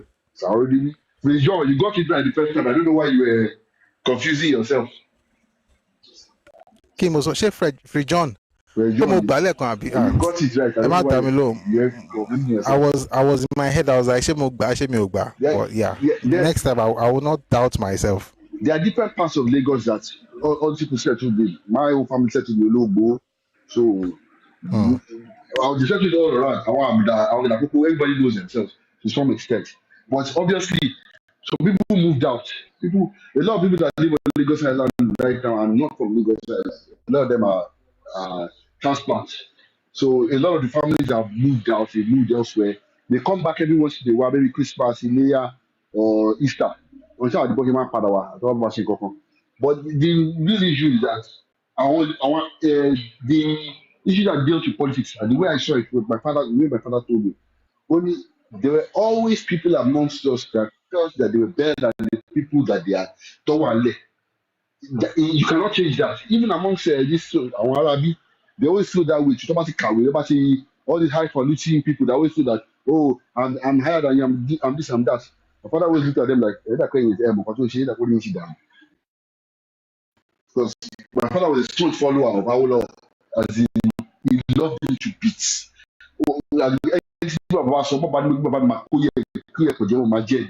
So that's why I got my own training from. So I don't really look at all this our GRB, because a lot of supposed Saro people got married to outsiders and always imprinted into their heads or their children that they were better than all the Yoruba people, So they always felt like they were out of sorts. They were not really amongst Yoruba people. So yeah, that one died a natural death because unfortunately they kept coming back, like we see with Desmond and Chinedu. They kept coming back and claiming that they were sons of the soil. What do you want now? So who are you? I want Jebu and Benny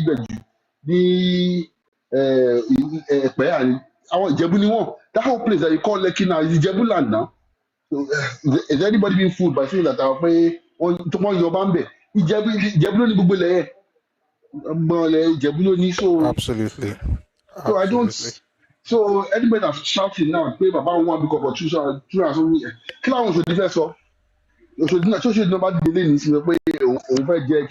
And they have the family has a lot of eligible people that can contest for Lagos governorship. What about the county? I thought you were in profession. Tell me why. Judge, lawyer, so could see running over. So I think we should just ignore these people because Arabi, this Arakuri Desmond. I heard as 12 years ago, let me check ball inside source in Surulere 1. Let me check ball. Because one part of your Caesar crew there.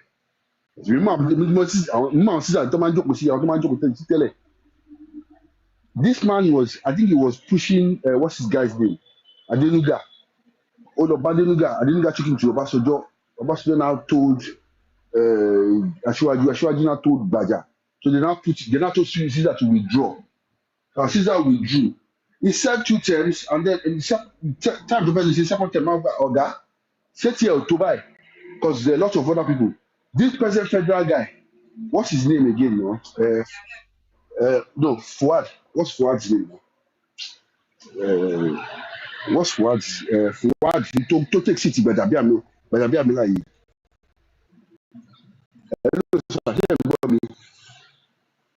what's Fuad's name? Mongboyin, but Morocco intense. Fuad, that took the Baja seat. I've forgotten his name now. He's actually my brother's after friend. he left. Fuad was contesting the same seat as him. He was actually in front of the park. As in Barakat, Fuad was now. So they just took Fuad. When Baja left his federal seat, they just took Fuad and put Fuad Maguda. Thank you very much. Cousin FPP. And they now took Fuad and put Fuad there. So obviously Barakat was the special advisor to the state governor. But man said everybody contest. You just move the slot. You walk your way through the party system. That's just the way it is. So I don't know why he's making noise. He could have been better off if he just kept his mouth shut, accepted what the party was saying. So nobody they could make him a commissioner or a special advisor, but he has already his political career is over.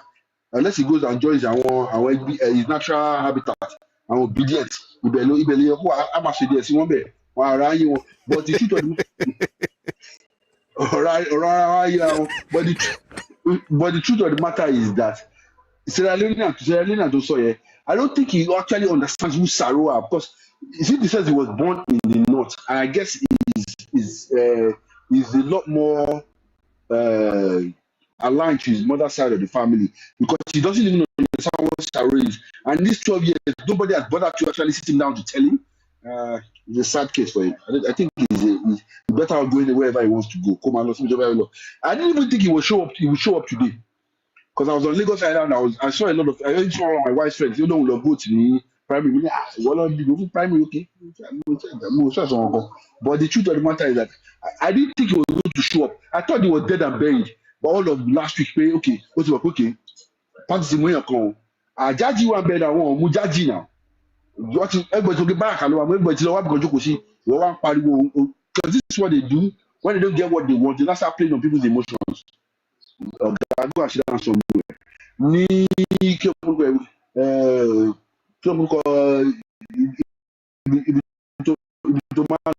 Love garden. Wọ́n lè dìbò fún ẹ̀ńbẹ̀ níbẹ̀ wọ́n máa nù ẹ́ náà kò sí ọ̀dọ́ bẹ́ẹ̀ ṣe ẹ̀bà lẹ́nu Surulere Gbajà àti Sule chairman àwọn náà dìde fún ẹ. You don't have mouth now. Ta ni ẹ́? Lẹ́yìn àwọn fẹ́ra ṣèbí sísà lọ pitch tent sẹ́yìn Fáṣọlá ni. Fáṣọlá is not a politician. Ó fi Fáṣọlá máa jà fún wọn. Fáṣọlá doesn't want to contest Surulere supremacy pẹ̀lú Gbajà. Ó kọ̀ fílẹ̀ ni, but who the hell is he? Who the hell is Talo Mueri? He just came from nowhere and just said saying that what the fear get everybody dákẹ́ fún ẹ. Ìwọ tó lè lọ síbi kankan láti ní Surulere. Àwọn ará Glove Garden ló máa tẹ̀lé ẹni àwọn yẹn kàn jẹ́ lára ẹni. Everywhere else in Surulere nobody knows you. Ló wá bí ọjọ́ kò sí jàre. Ẹ ṣé gan.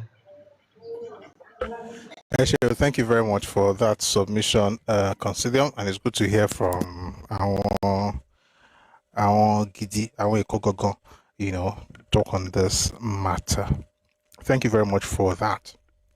Yeah, we mentioned Alakija earlier. White Kubo, no, it wasn't his political mentor. No. Alakija got into the entire thing in NYM. If you're looking for all those political mentor, you're talking about Ernest Coley. Primarily, that's the person that I will actually look up to. When it comes to politics, yes, Alakija had money and backed, AG and all of that, but you have to remember that when it comes to Egbemotutua, I had already created Egbemotutua in 1945 in London before Alakeja then created it in 1947 in Lagos. So they had a relationship clearly, but no, he wasn't our mentor in that sense. But of course, they had a very, very great relationship together. Yeah. What we have Folarit, Mr. Fola will be the next speaker. And sorry, before we go on, White Kobo says Sanwo-Olu's mother. I don't know I don't know this, but I know that she's very intentional about the things she writes. I don't know if Sanwo-Olu's mother. Wait, is Sanwo-Olu's mother? Hey, oh boy, is Sanwo-Olu's mother from the Ko family? Concilium Proventus.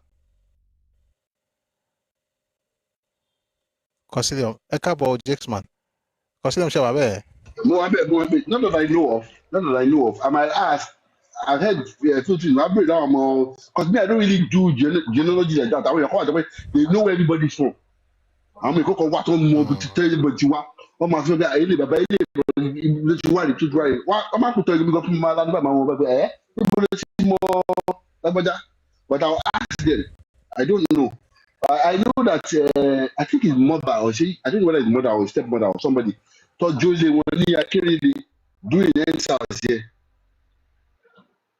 Okay. They bought their house. They moved out of the place now. I will know they rebuilt the place for her. Want to add you? Baba, you know this Agbalagba wala yi tongbele yi won. I live like a stone throw away.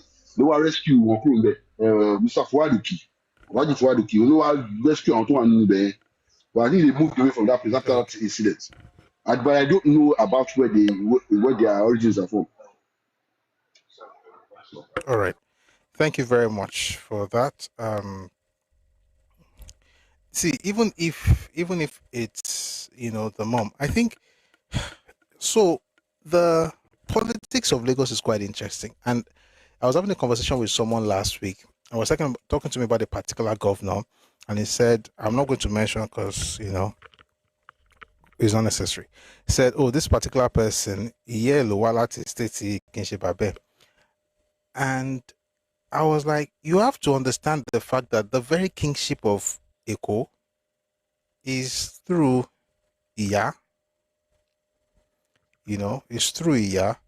So, I mean, I believe, White Okobo is very intentional about the things she writes. So, it's very likely that, it is, the Ko family that she is from there. All I'm saying is that somehow the politics, the cultural, how do you put it now, the traditional politics of the space has somehow affected modern politics. And I said that to say this, just in case, I need to explain. I think we've had this conversation before that.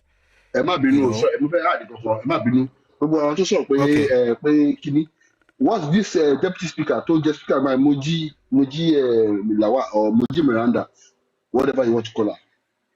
Yeah. Mama, all of you, from what I heard anyway, they're from Lagos. Yeah. They're from Lagos Island now. From Lagos Island now. No, sir. Yeah. You Jebu born. Where is Sule from? No, No. Rem guy don't sort of where as the Jebu born brother Sule. Where's our chairman from? Where is Sule from?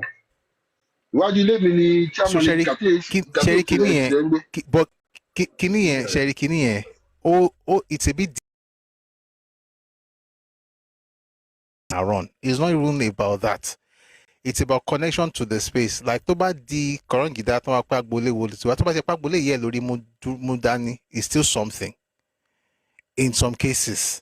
So if you're able to say like, okay, so like White Okobo is saying on YouTube that Ko family is where Sanwo-Olu's mom is from. That would work, Oma Shishishe. I don't want to mention examples. People say, okay, lay by yellow wala teko. Okay. If you look at the history of Eleko for it's through Merulukuti. So from after what's his name? Oh dear. I'll remember the name later. after Obado, there was Akishemoyi, right? Longutere. I think I'm mixing up the names. But the point is, the children from Erulukuti are the ones who have been kings ever since. So even though Babagba is an Ijeshaman, you don't look at the king and say an Ijeshaman. You look at him from the perspective of Lagos. It's similar to what you have in England, for instance. The Windsor family is English, but Prince Philip is Mountbatten from Greece. You don't look at King Charles now and say he's Greek. You look at him and say he's English. That's why the fact that the father is Greek or was Greek and the mother was English. So essentially, it's I think in a way, OT influenced politics to the point where even tobacco yami wala TV by is okay, that's what I think is happening. Remy guy that wants to become governor of Lagos State. Oh, good luck to you. All right, thank you very much. Let's go to Let's go to Fola Rich. Good evening, Mr. Fola. Good evening, sir. Welcome, sir. Yes, once again, I want to thank you for this program, and I want to thank you for the knowledge that you share.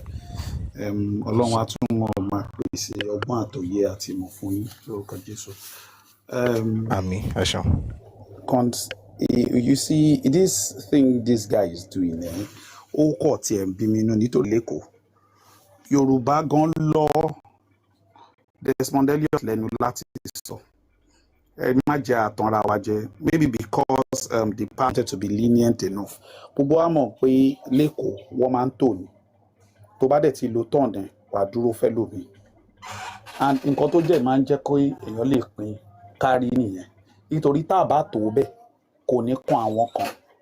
Nǹkan tí gọ́vnà tẹ́ fẹ́ dárúkọ yẹn ṣe lọ́rọ̀ lọ́mà tó fi jẹ́ pé àwọn tó jẹ́ pé àwọn bàbá àgbà tó jẹ́ pé wọ́n contest election wọ́n wá tó nígbà tó ti gbàjẹ́ lọ́wọ́ wọn.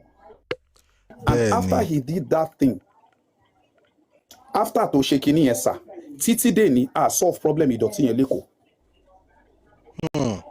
Structure àti standard, I'm telling you sir, I am telling you, lẹ́yìn tó gba kinní PSP yẹn jẹ́, as I speak to you today, àwọn èèyàn ṣì ń dalẹ̀ sí títì. Mo ṣe rí láàárọ̀ yìí kò ń ṣe pé kò rí bẹ́ẹ̀ gbà tó dé bẹ́ẹ̀ ó kàn fẹ́ tweak structure ni bó tilẹ̀ jẹ́ wípé ẹ̀sà Àlímọ̀ṣọ́ ni mò ń gbé bó tilẹ̀ jẹ́ wípé l'Àlímọ̀ṣọ́ he constructed 27 kilometers of road. Wọ́n ṣe ọ̀nà gbáwájú àdúgbò wa tó jẹ́ pé ó máa wà flooded. So governor yẹn nípa àwọn èèyàn máa ń sọ pé pẹ́pẹ́sẹ́ aṣíwájú Godfather wọ́n máa ń rò pé aṣíwájú ló ní gbogbo kinní. Aṣíwájú láwọn tí wọ́n ń júbà fún ní Àlímọ̀ṣọ́. In fact, story tó máa jẹ́ ká mọ̀ ní pé àwọn bàbá ọ̀dọ́ wa ní ò jẹ́ kí development dọ́dọ̀ wa. Nítorí tí wọ́n bá sọ pé wọ́n fẹ́ gbé wá, wọ́n máa demand àwọn kankan lọ́wọ́ bàbá ni. Bàbá dẹ̀ ṣe fún wọn. Ẹ̀dẹ̀ tí exchange development yìí fún yẹn nìyẹn. Ṣé understand? So nígbà tí governor yẹn tó wá tó dọ́dọ̀ wa, àwọn èèyàn ní òun ní the best, òun ló ṣe nǹkan fún wa jù. Mo ní gbogbo wọn tẹ̀lé nǹkan tó ti wà lórí guideline ni.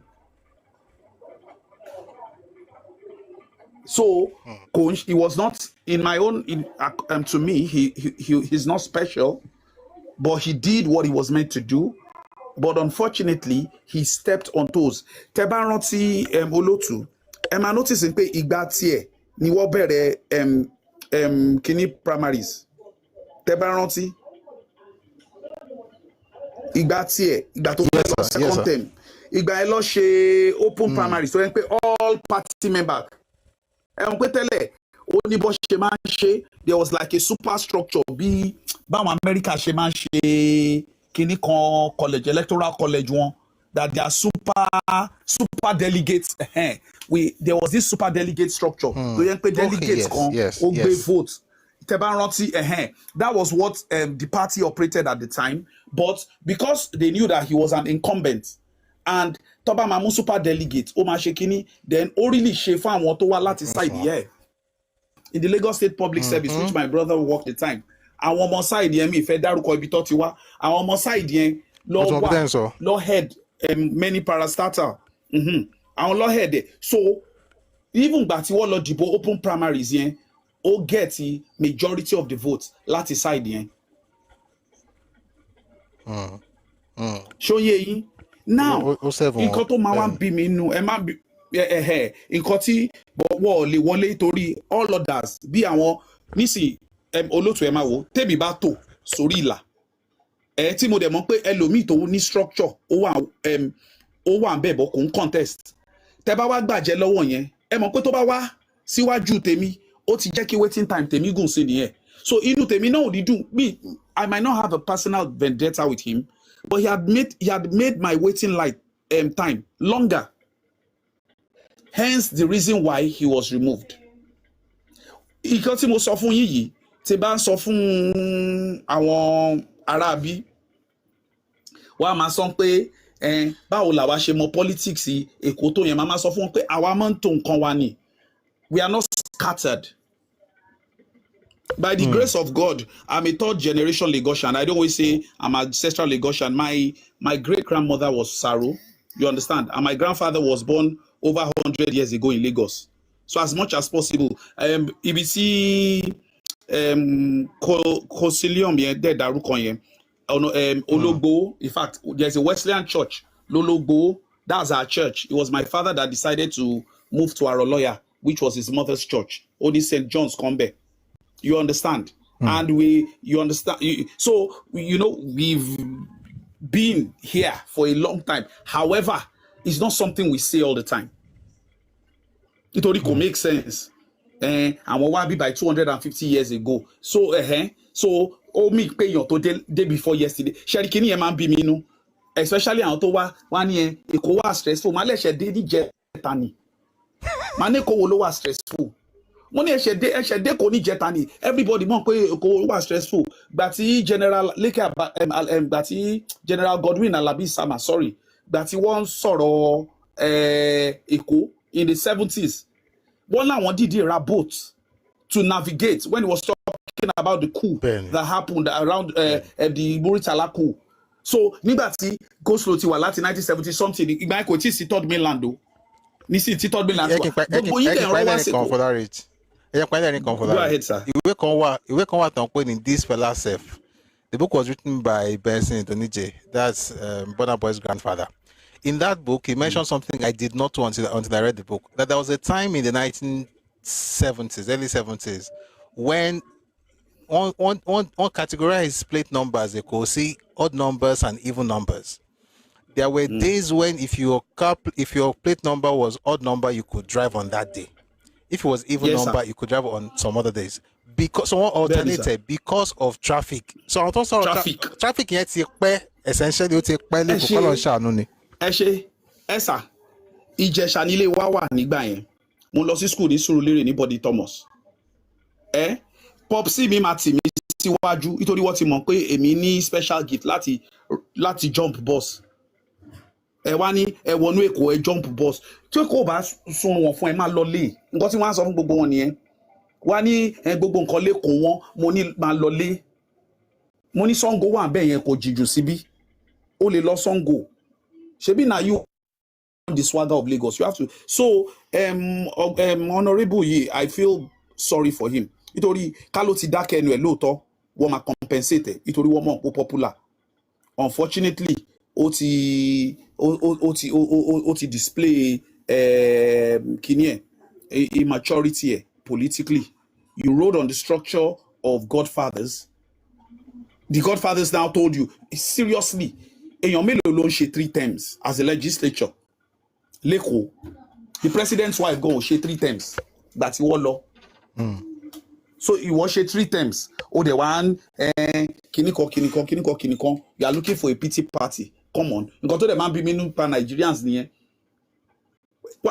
Me personally, me in pity billionaire, but you pity Obi.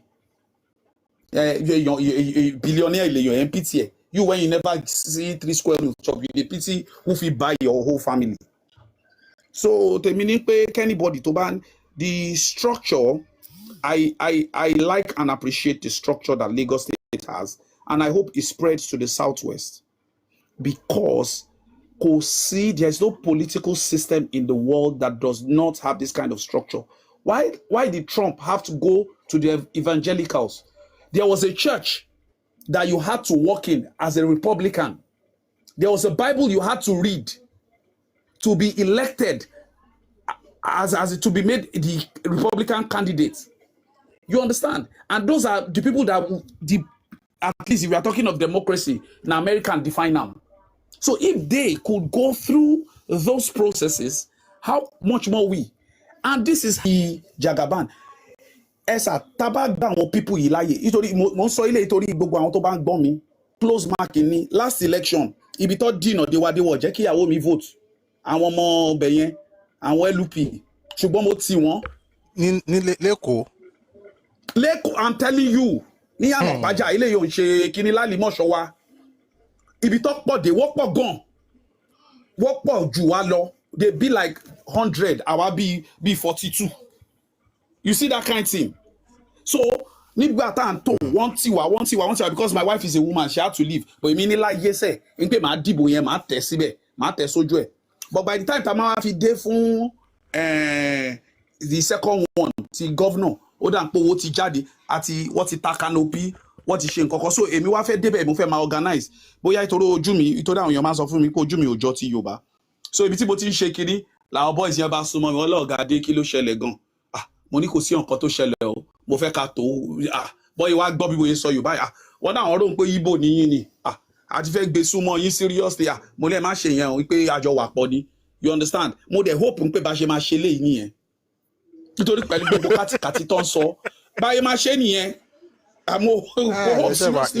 election ma crazy mo ń gbọ́ yín. ẹ sà 6:30 ni mo máa ti jí débẹ̀.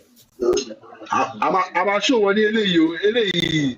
God bless you sir ẹ ṣe ní eléyìí ṣe ní last one yẹn ó dùn mí gan tẹ́bá ní bóyá ṣe pátápátá ṣe wọ́n ti di lọ bá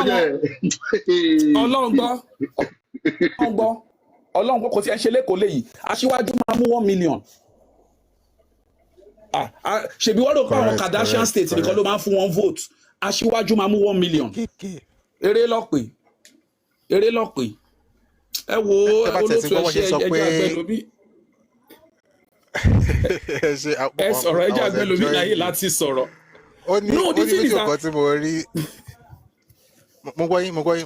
let me have you finish. The thing is that it ó máa ń dùn mí ẹ sà for we nígbà tá a lọ wo ancestry wa ọmọ Òwu ni wá a lè padà a mọ bí kankan bẹ̀ mọ́ Èkó yìí náà la mọ̀ sílé nísìn. You understand? We cannot trace our ancestry there again because most of the people. You get? So Lagos is home for us. Èkó ni grandpa wa ti dàgbà tó kọ́lé sí. Èkó ni àwọn bàbá wa dàgbà tó kọ́lé sí. Èkó làwọn náà dẹ̀ ń dàgbà tá à ń kọ́lé sí. Tá dẹ̀ ń raise àwọn ọmọ wa náà. Ẹ̀yin wá láti bí. Ìkọ́ tó máa dùn mí ni pé gbogbo wọn bí 60 years ago àwọn people yóò ti wọṣọ o. Ẹ wá dé. Ẹgbẹ́ orange le purple power my drag sophistication. Who do you think you are? So election yẹn mi ò ṣe anywhere tẹ́mi bá ti rí wọn ṣá o máa ń gbé wọn ṣépè ni o tá bá ti bẹ̀rẹ̀ kínní máa gbé wọn ṣépè nítorí olóòtú ẹ mọ̀ pé by the grace of God mo ti rìn round the 5 southeastern states and I've lived in the east before. So tó bá ti kọ́kọ́ sọ̀rọ̀ máa ní ìlú wo ló ti wá máa wá júwe ìlú ẹ̀ máa júwe underdevelopment ìlú ẹ̀ máa wá ní ìwọ tẹ́ṣe fẹ́nu kọ́ra ló fẹ́ wá máa sọ fún wa bá a ṣe ṣèjọba lẹ́kọ̀ọ́ God forbid. Ẹ wo lóòtú ẹjẹ́ àgbà wọn mí ok àwọn èèyàn kan ti wá sókè ẹjẹ́ àgbà wọn mí láyé láti sọ̀rọ̀ jàre ẹ ṣe gan sa thank you very much. Ẹ má ti lọ ọ̀rọ̀ tẹ́ ẹ sọ yẹn pé àwọn ẹ̀kọ́ wọṣọ èmi tún gbọ́ ọkọ pé ọba fi ìyàwó wọn gbọ́ ṣàwọn èèyàn lálejò lọ́ba tí wàá kí wọn láyé ìgbà yẹn. Ẹ má jẹ́ adé bẹ́ẹ̀ yẹn ẹ má jẹ́ adé bẹ́ẹ̀ ẹ jẹ́ àfilẹ̀ sórí aṣọ yẹn ẹ mọ̀ pé yẹn á ní gazette tó bá ti sọ̀rọ̀ ńsìn gazette mo dúpẹ́ I thank God for Radio Mi Global gazette yẹn ni mo máa ń fi hàn wọ́n màá lẹ́yìn tí ìwọ̀ṣọ́ ní 1963 tó bá ní kinní màá gbé gazette jáde tó bá ti ní Awólọ́wọ́ did this màá ní ẹ dákẹ́ fún mi ní gazette ti tiẹ̀ gbogbo àmú proof wà ní. You cannot make an intellectual argument without proof. So tó bá ti sọ kíní kan èmi á mú proof tèmi wá màá mú gazette màá fi hàn wọ́n ó yá ìwọ mú tiẹ̀ wá màá ní Michael Ọ̀para ló sọ. In fact ó ní kíní kan tí there was something I just read online that Michael Okpara said he regretted following Zik, not working with Awolowo. Not working with Awo. Yeah, he said he regret. I'm going to look for that thing and read it for you. Yes, okay. I have the article somewhere. He regretted it. Sherry ọ̀kàndá èèyàn ni bàbá yẹn nǹkan tó dùn mí olóòtú bí mo ṣe máa ń sọ fún yín ni pé kò mọ̀ pé ó easier láti ṣiṣẹ́ pẹ̀lú Haúsá ju Ìgbò lọ. Báwo ni bàbá yẹn after nǹkan tó ṣe fún wọn ní 60s ẹ tún wá dé ní 70s ẹ tún fẹ́ wá bá àwọn people yìí ṣiṣẹ́. feudal yẹn ni bàbá kàn on 8 and bàbá wò ó sìn yìí. ẹgbẹ́ feudal bàbá kò bá feudal yẹn ibi tí mo ti ṣẹ́rí feudal yẹn ò bad tó yẹn àwọn ilé wọ́n ready láti ṣẹ́rí nǹkan tí mo fi like àwọn ará Òkè Ọya one more deal fún mi lélẹ̀ kí n fún ẹ lélẹ̀ ni don't back down wọ́n dẹ̀ ń dalẹ̀ tí wọ́n ò bá ti dalẹ̀ wọ́n ní dalẹ̀ tí o tá bá ti jọ ṣe deal ajá pín bó ṣe tọ́ bó ṣe yẹ adé yọ wa ń bẹ̀ nítorí ẹni àwọn tó máa ń pẹ́ lórí oyè inú wọn àwọn tó mọ deal ṣe ni àwọn tí ò ń pẹ́ lórí oyè lọ́ máa ń lọ sórí tẹlifíṣàn lọ́ máa sọ̀rọ̀ pé àwọn ń tàpù kíní NSA wọ́n rò ń pa àwọn ní power àwọn yẹn ni wọ́n ṣe wọ́n mọ deal ṣe ṣòye yín so ó dùn mí gan pé bàbá ò bá wọn ṣiṣẹ́ then àwa ṣẹ̀ṣẹ̀ wá láṣáájú after mo máa sọ fún ẹni Yorùbá that cares to hear màá ní pé after bàbá Awólọ́wọ̀ the closest person which is me fẹ́ equate wọn pọ̀ nítorí kama let's not blast them but the closest that I've seen so far is Aṣíwájú. And I said something that Yoruba people, because of the sophistication and our civilization, we understand when we need to align to follow a person. Mowani, that is not to say that and that shows the beauty of our society. That as much as we always have a consensus, we also have people that are dissenting. And that is the beauty of democracy. It shows the kind of people we have always been. Thank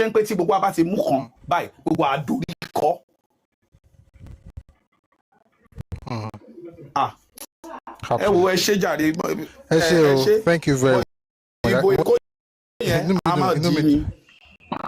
Prof, let me just add this to what he said. I really wanted to come back.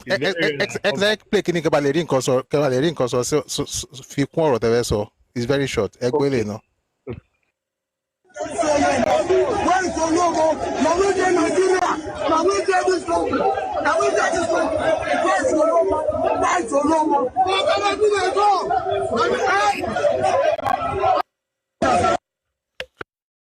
ọmọ àrí olú ọmọ ẹ ní election tó ń bọ̀ mo ń gbọ́ yín Bumblebee.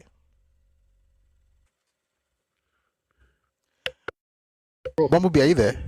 Yeah, I'm here. Yeah. So Folari just hit the nail on the head.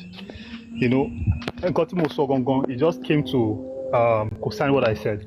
There is nothing like voter apathy in this part of the country, in Southwest. No apathy. When people don't come out to vote, it's because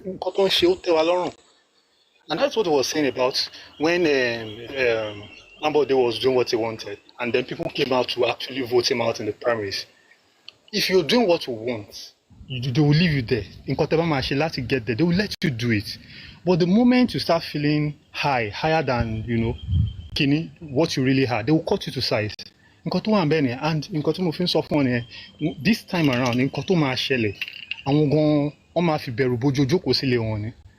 people don't come out to vote like that because we are okay with what they are doing. Gbajabiamila is so connected to the grassroots. Everywhere in Surulere 1, you can see the hand of Gbajabiamila there. He is so connected to the grassroots. He's always doing projects, he's always commissioning projects. He has communication with the grassroots. So everything he's doing, people are okay with him. And he just basically stated it. When you see people come out to vote en masse, it's because they don't like the people that are there. When they like the people that are there, few people come out to vote, they keep the guy that is there. We don't want them that setting here. Thank you very much, Prof. Thank you very much. I really appreciate your submission. And that's the truth. Only bashe to. And Sherry by saying like be a wobomini.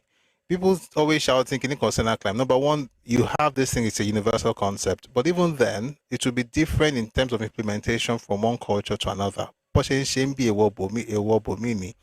what's happening in Lagos, to be honest, I think it's beautiful. If you've been there for 3 terms, I asked to chill, let someone else take it up. I believe, this is what I've noticed also with the structure in Lagos. They would have something else for you, right?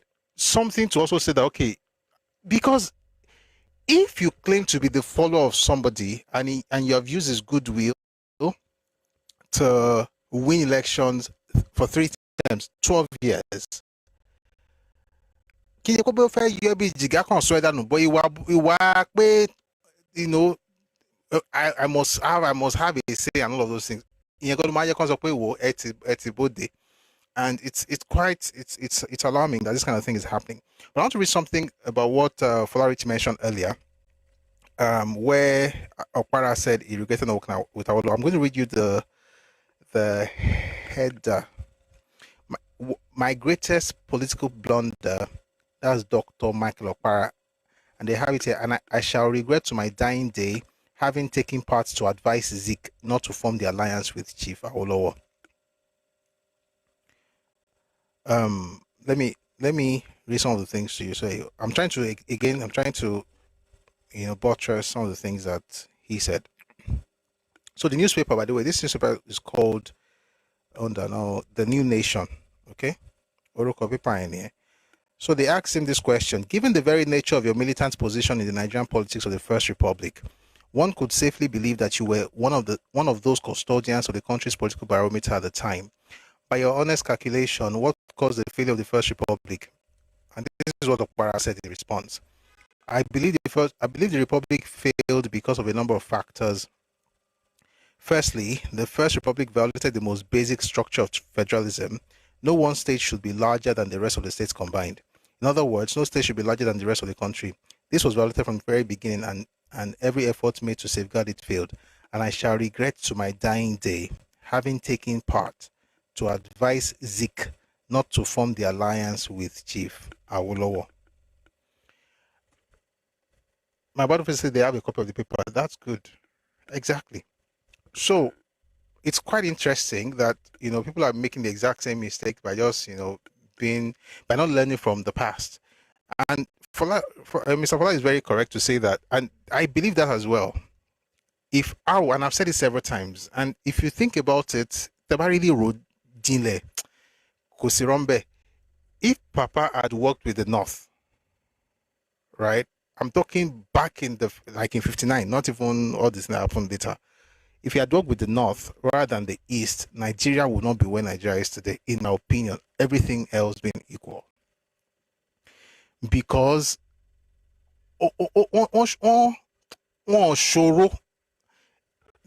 they are more astute politically, they're a bit more sophisticated than folks from the East, and not a bit more, I'm just being polite. They are still more sophisticated than folks from the East. And you've got to understand what this means basically. So you have a group of people travel all the way, conquer the Hausa people, create a structure, use religion as a tool, and had hegemony even until Oyinbo arrived, and they still found a way to maintain their grip on Hausa land, even with the colonial government in power, compared to another group whose highest political structure was the clan. And this is not a diss. It's just what it is. Now, you can't say, because these people are feudal. If they're feudal, and so what? Are we not working with England today and with the UK? Were they not feudal? Much of Western Europe, if not all, was feudal. But again, hindsight is 2020. It is what it is. Hopefully, we'll do better in our own day. By the way, Madam Whitey, I confirmed what you said. It's true what you said that Sanwo-Olu's mom is from the Cole family. He actually made a statement. I'm looking at something in the Nation newspaper. He said, I'm also a son of the soil. My lineage is a full-fledged Lagos. My father and grandfather are indigenous of Okekoko area of Lagos Island. In fact, my great-grandfather's house is still sitting at Omididu on Lagos Island. My mother is of the Cole family of Lagos Island. I'm also married to a Lagosian who has Brazilian and Yoruba ancestries. So I confirm what you said, White Okubo. You're very correct. Thank you very much for that information. All right. Now everybody wants to come up, but we have to run because, again, we've had a great time so far. But there's some people who want to come up. If I don't bring them up, they will fight me. one of them will fight me, so I'll bring the two up because of that one person. Kẹ̀tógun wọlé, mo ṣàfẹ́sọ fẹ́ràn everybody, ẹ jáde nígbà election, ẹ jáde àti àárọ̀ jíjáde kẹ́lẹ̀ yẹ gbá àtòrí kẹ́gbà tí wọn àtòrí ní kẹ́yọ. Àtàgọ́ mẹ́fà ní kẹ́ ti jáde, ẹ jẹ́ kó bá yín bẹ̀. Ẹ jáde, ẹ máa ń lọ wọ́n lọ́lé agbórí wọn ti dàrú. Ẹ jẹ́ kó bá yín bẹ̀ o, ẹ jọ. Ẹ kọ́ bá yín bẹ̀, ẹ má bá wọn fẹ́ yín o, má bá wọn rẹ́rìn pé Chinedu aláyé kò sẹ́yìn. Kò sẹ́yìn bẹ́ẹ̀ o. Tẹ bá lẹ́rù kú méjì sí mẹ́ta tẹ mọ̀, ẹ kàn ní kó sìn yín débẹ̀. Sìn yín débẹ̀ báwo, ẹ̀yin gan ẹrú kú, wo a máa ná ìbọ̀dì lọ́lé mi. Ẹ ní dìbò.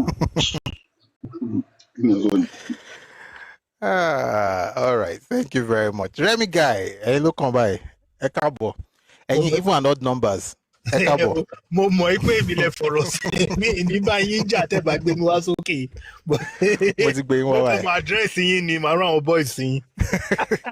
Ẹ máa ràn wá, àtọ́ ẹ fún mi lówó lókun. Kò sí wàhálà, àpòwó lọ́ máa gbé wá. Ẹ pẹ̀lẹ́ sà. Ẹkáàbọ. Yes, sir. Yes, sir.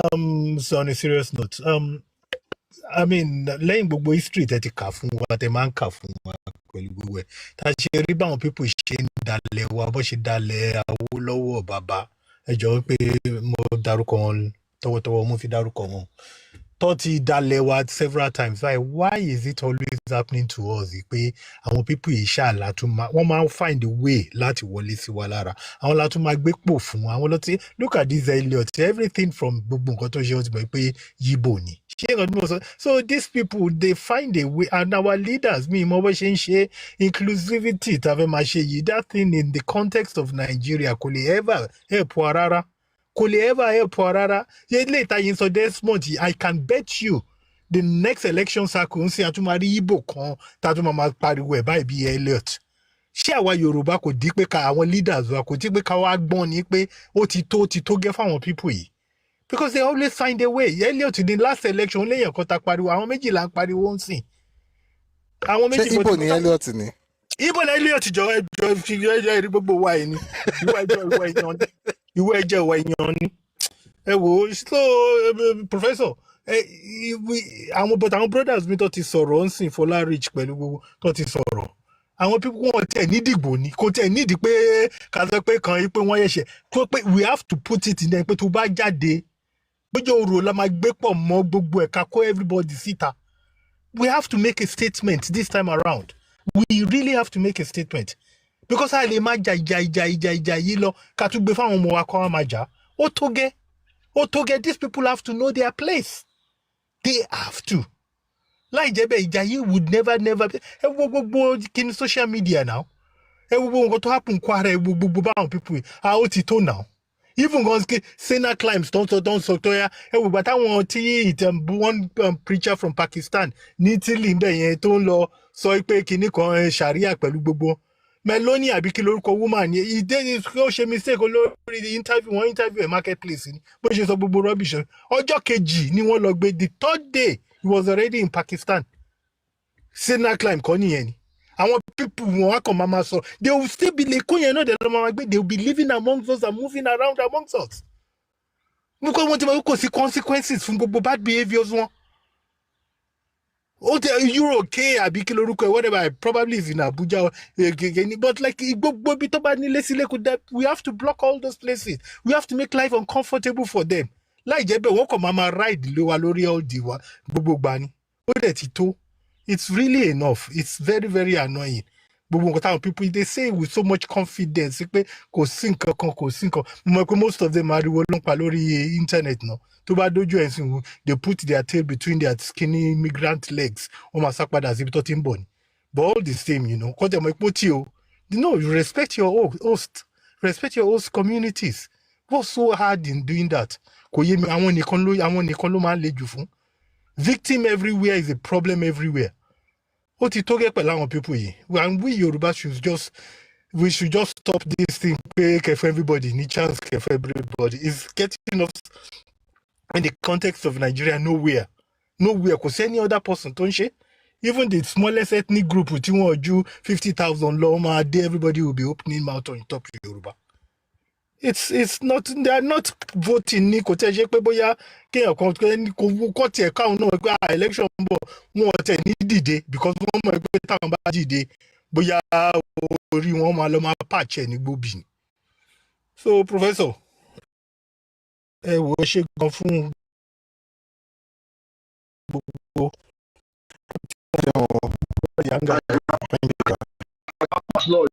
next dispensation. Tó o bá ti ṣe ọmọ Yorùbá extraction ó lè jẹ́ kó dìbò ó lè wọ́n ní dìbò fún ẹ.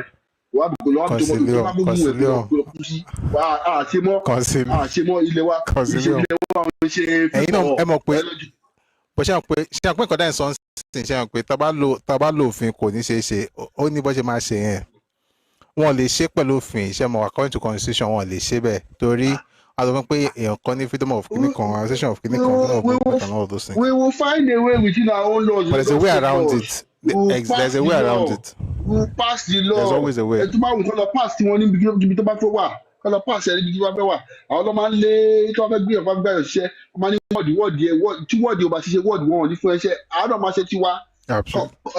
Ẹ̀kú wa ní by God ẹ̀kú wa ní try God gan we accept it we wear it like a cloak àbáyé ṣe mọ́ lọ́kùnrin ayé dà síbi kan.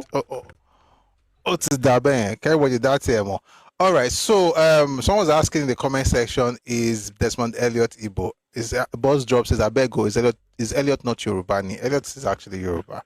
Balachman so no Ijalo de Torintowe. The father is Omeko, the mother is Igbo. And I think again some people are not beating this allegation. It is well. It's politics.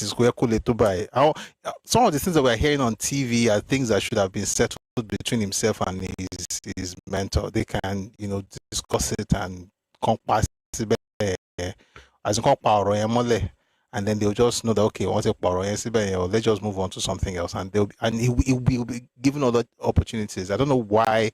I mean, why is House of Assembly to long? There are other opportunities now. There are other opportunities now. There are other opportunities Golabuja. There are other opportunities Ewolabro. So pé no ilé ìmọ̀tò kù síbẹ̀ nítorí pé fẹ́ ọdún ọlẹ́ẹ̀kẹ́ni kó wá pé ọdún mẹ́rìndínlógún. Jero tó lè sọ the commissioner for arts and kí ló fi Richard Mopedamijọ ṣe ní Delta State wọ́n lè fòun náà ṣe commissioner. Exactly ṣebí commissioner ló fi ṣe commissioner lára ẹ̀ ti ṣe now. Sondoko tó tẹ́ pé national theatre wà bẹ́ẹ̀ wọ́n ṣe kí ni ó kè kó bring the art and criticize gbogbo kini ti àwọn tó ń kọrin they can use you for that o pariwo owó wọn fẹ́ ṣe. Yes. kí ló fi lọ ṣe you have done nothing in Surulere o kọ́ bíríìjì o ń ṣe bí kíní o kọ́ bíríìjì onípákó o sọ pé o lẹ kíní mọ́ bẹ́ẹ̀ àpọ̀dà ìdèrè a máa sọ̀rọ̀ bí àárín ìdèrè. Èkó ti bínú. No, but seriously, it could have been anything else. And the way the establishment works is not about use and dump. They can repurpose you, if I can use that word, and I'm using it loosely, of course. Like they find you something else to do, but let somebody else come up. You can also go higher because there's always something else to do. Pata, they will put you in the party. What did they do to Dayo Israel? When Dayo Israel and another gentleman were vying for youth leader APC. Shebi the guy that was told to step down, who was crying on stage on that day, and I understand this pain. He is now working in the presidency. He works directly with the president. Yes, that Israel won the youth chairmanship, youth leader, whatever you call them in APC, and that's it. The guy lost that one. In fact, he didn't even lose. He stepped down for him, although it was painful and it was shedding tears while he was saying it, and I understand. He became, is he SA or SSA to the president straight up.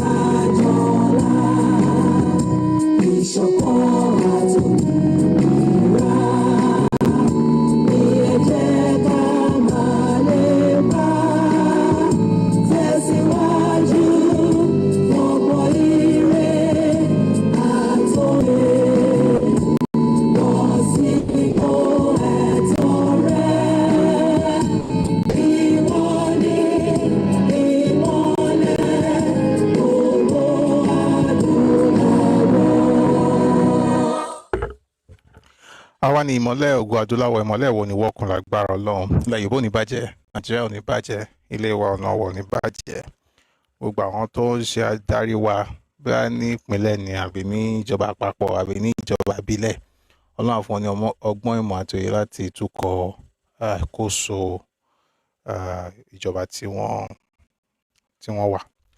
A dúpẹ́ lọ́wọ́ Ọlọ́run fún bá a ṣe ṣètò ní àtúnṣe tẹ̀mí o àtúnwá láago 4 ìrọ̀lẹ́ lákòókò fẹ́ aago 4. We'll have another session tomorrow evening. All of that to say that some prayers are best prayed in Yoruba. But may God bless Nigeria. May God bless Yoruba land and every part of this country. May whatever you do prosper, and may our nation experience growth, and may this country keep developing. And may God bless our leaders. Thanks for being part of today's session. I'll see you again tomorrow at 4 p.m. Ife time, West African time. We'll be discussing something that have to do with the war and with certain claims that have been made for years, but we will respond to some of them tomorrow and also review part of the excerpts we have of the book by General Yakubu Gowon. Someone wrote today, it's about 800 pages. We're looking forward to it. And I think they're saying a page. Ìṣirò kí ló máa pè yẹn sìn ṣé ìṣirò 100 naira per page ni because about 80k anyway, but we'll get it, and once it's out we'll be able to bring it here, But thanks very much for being part of today's session. Have a lovely evening. See you tomorrow. Odaro. Ashe.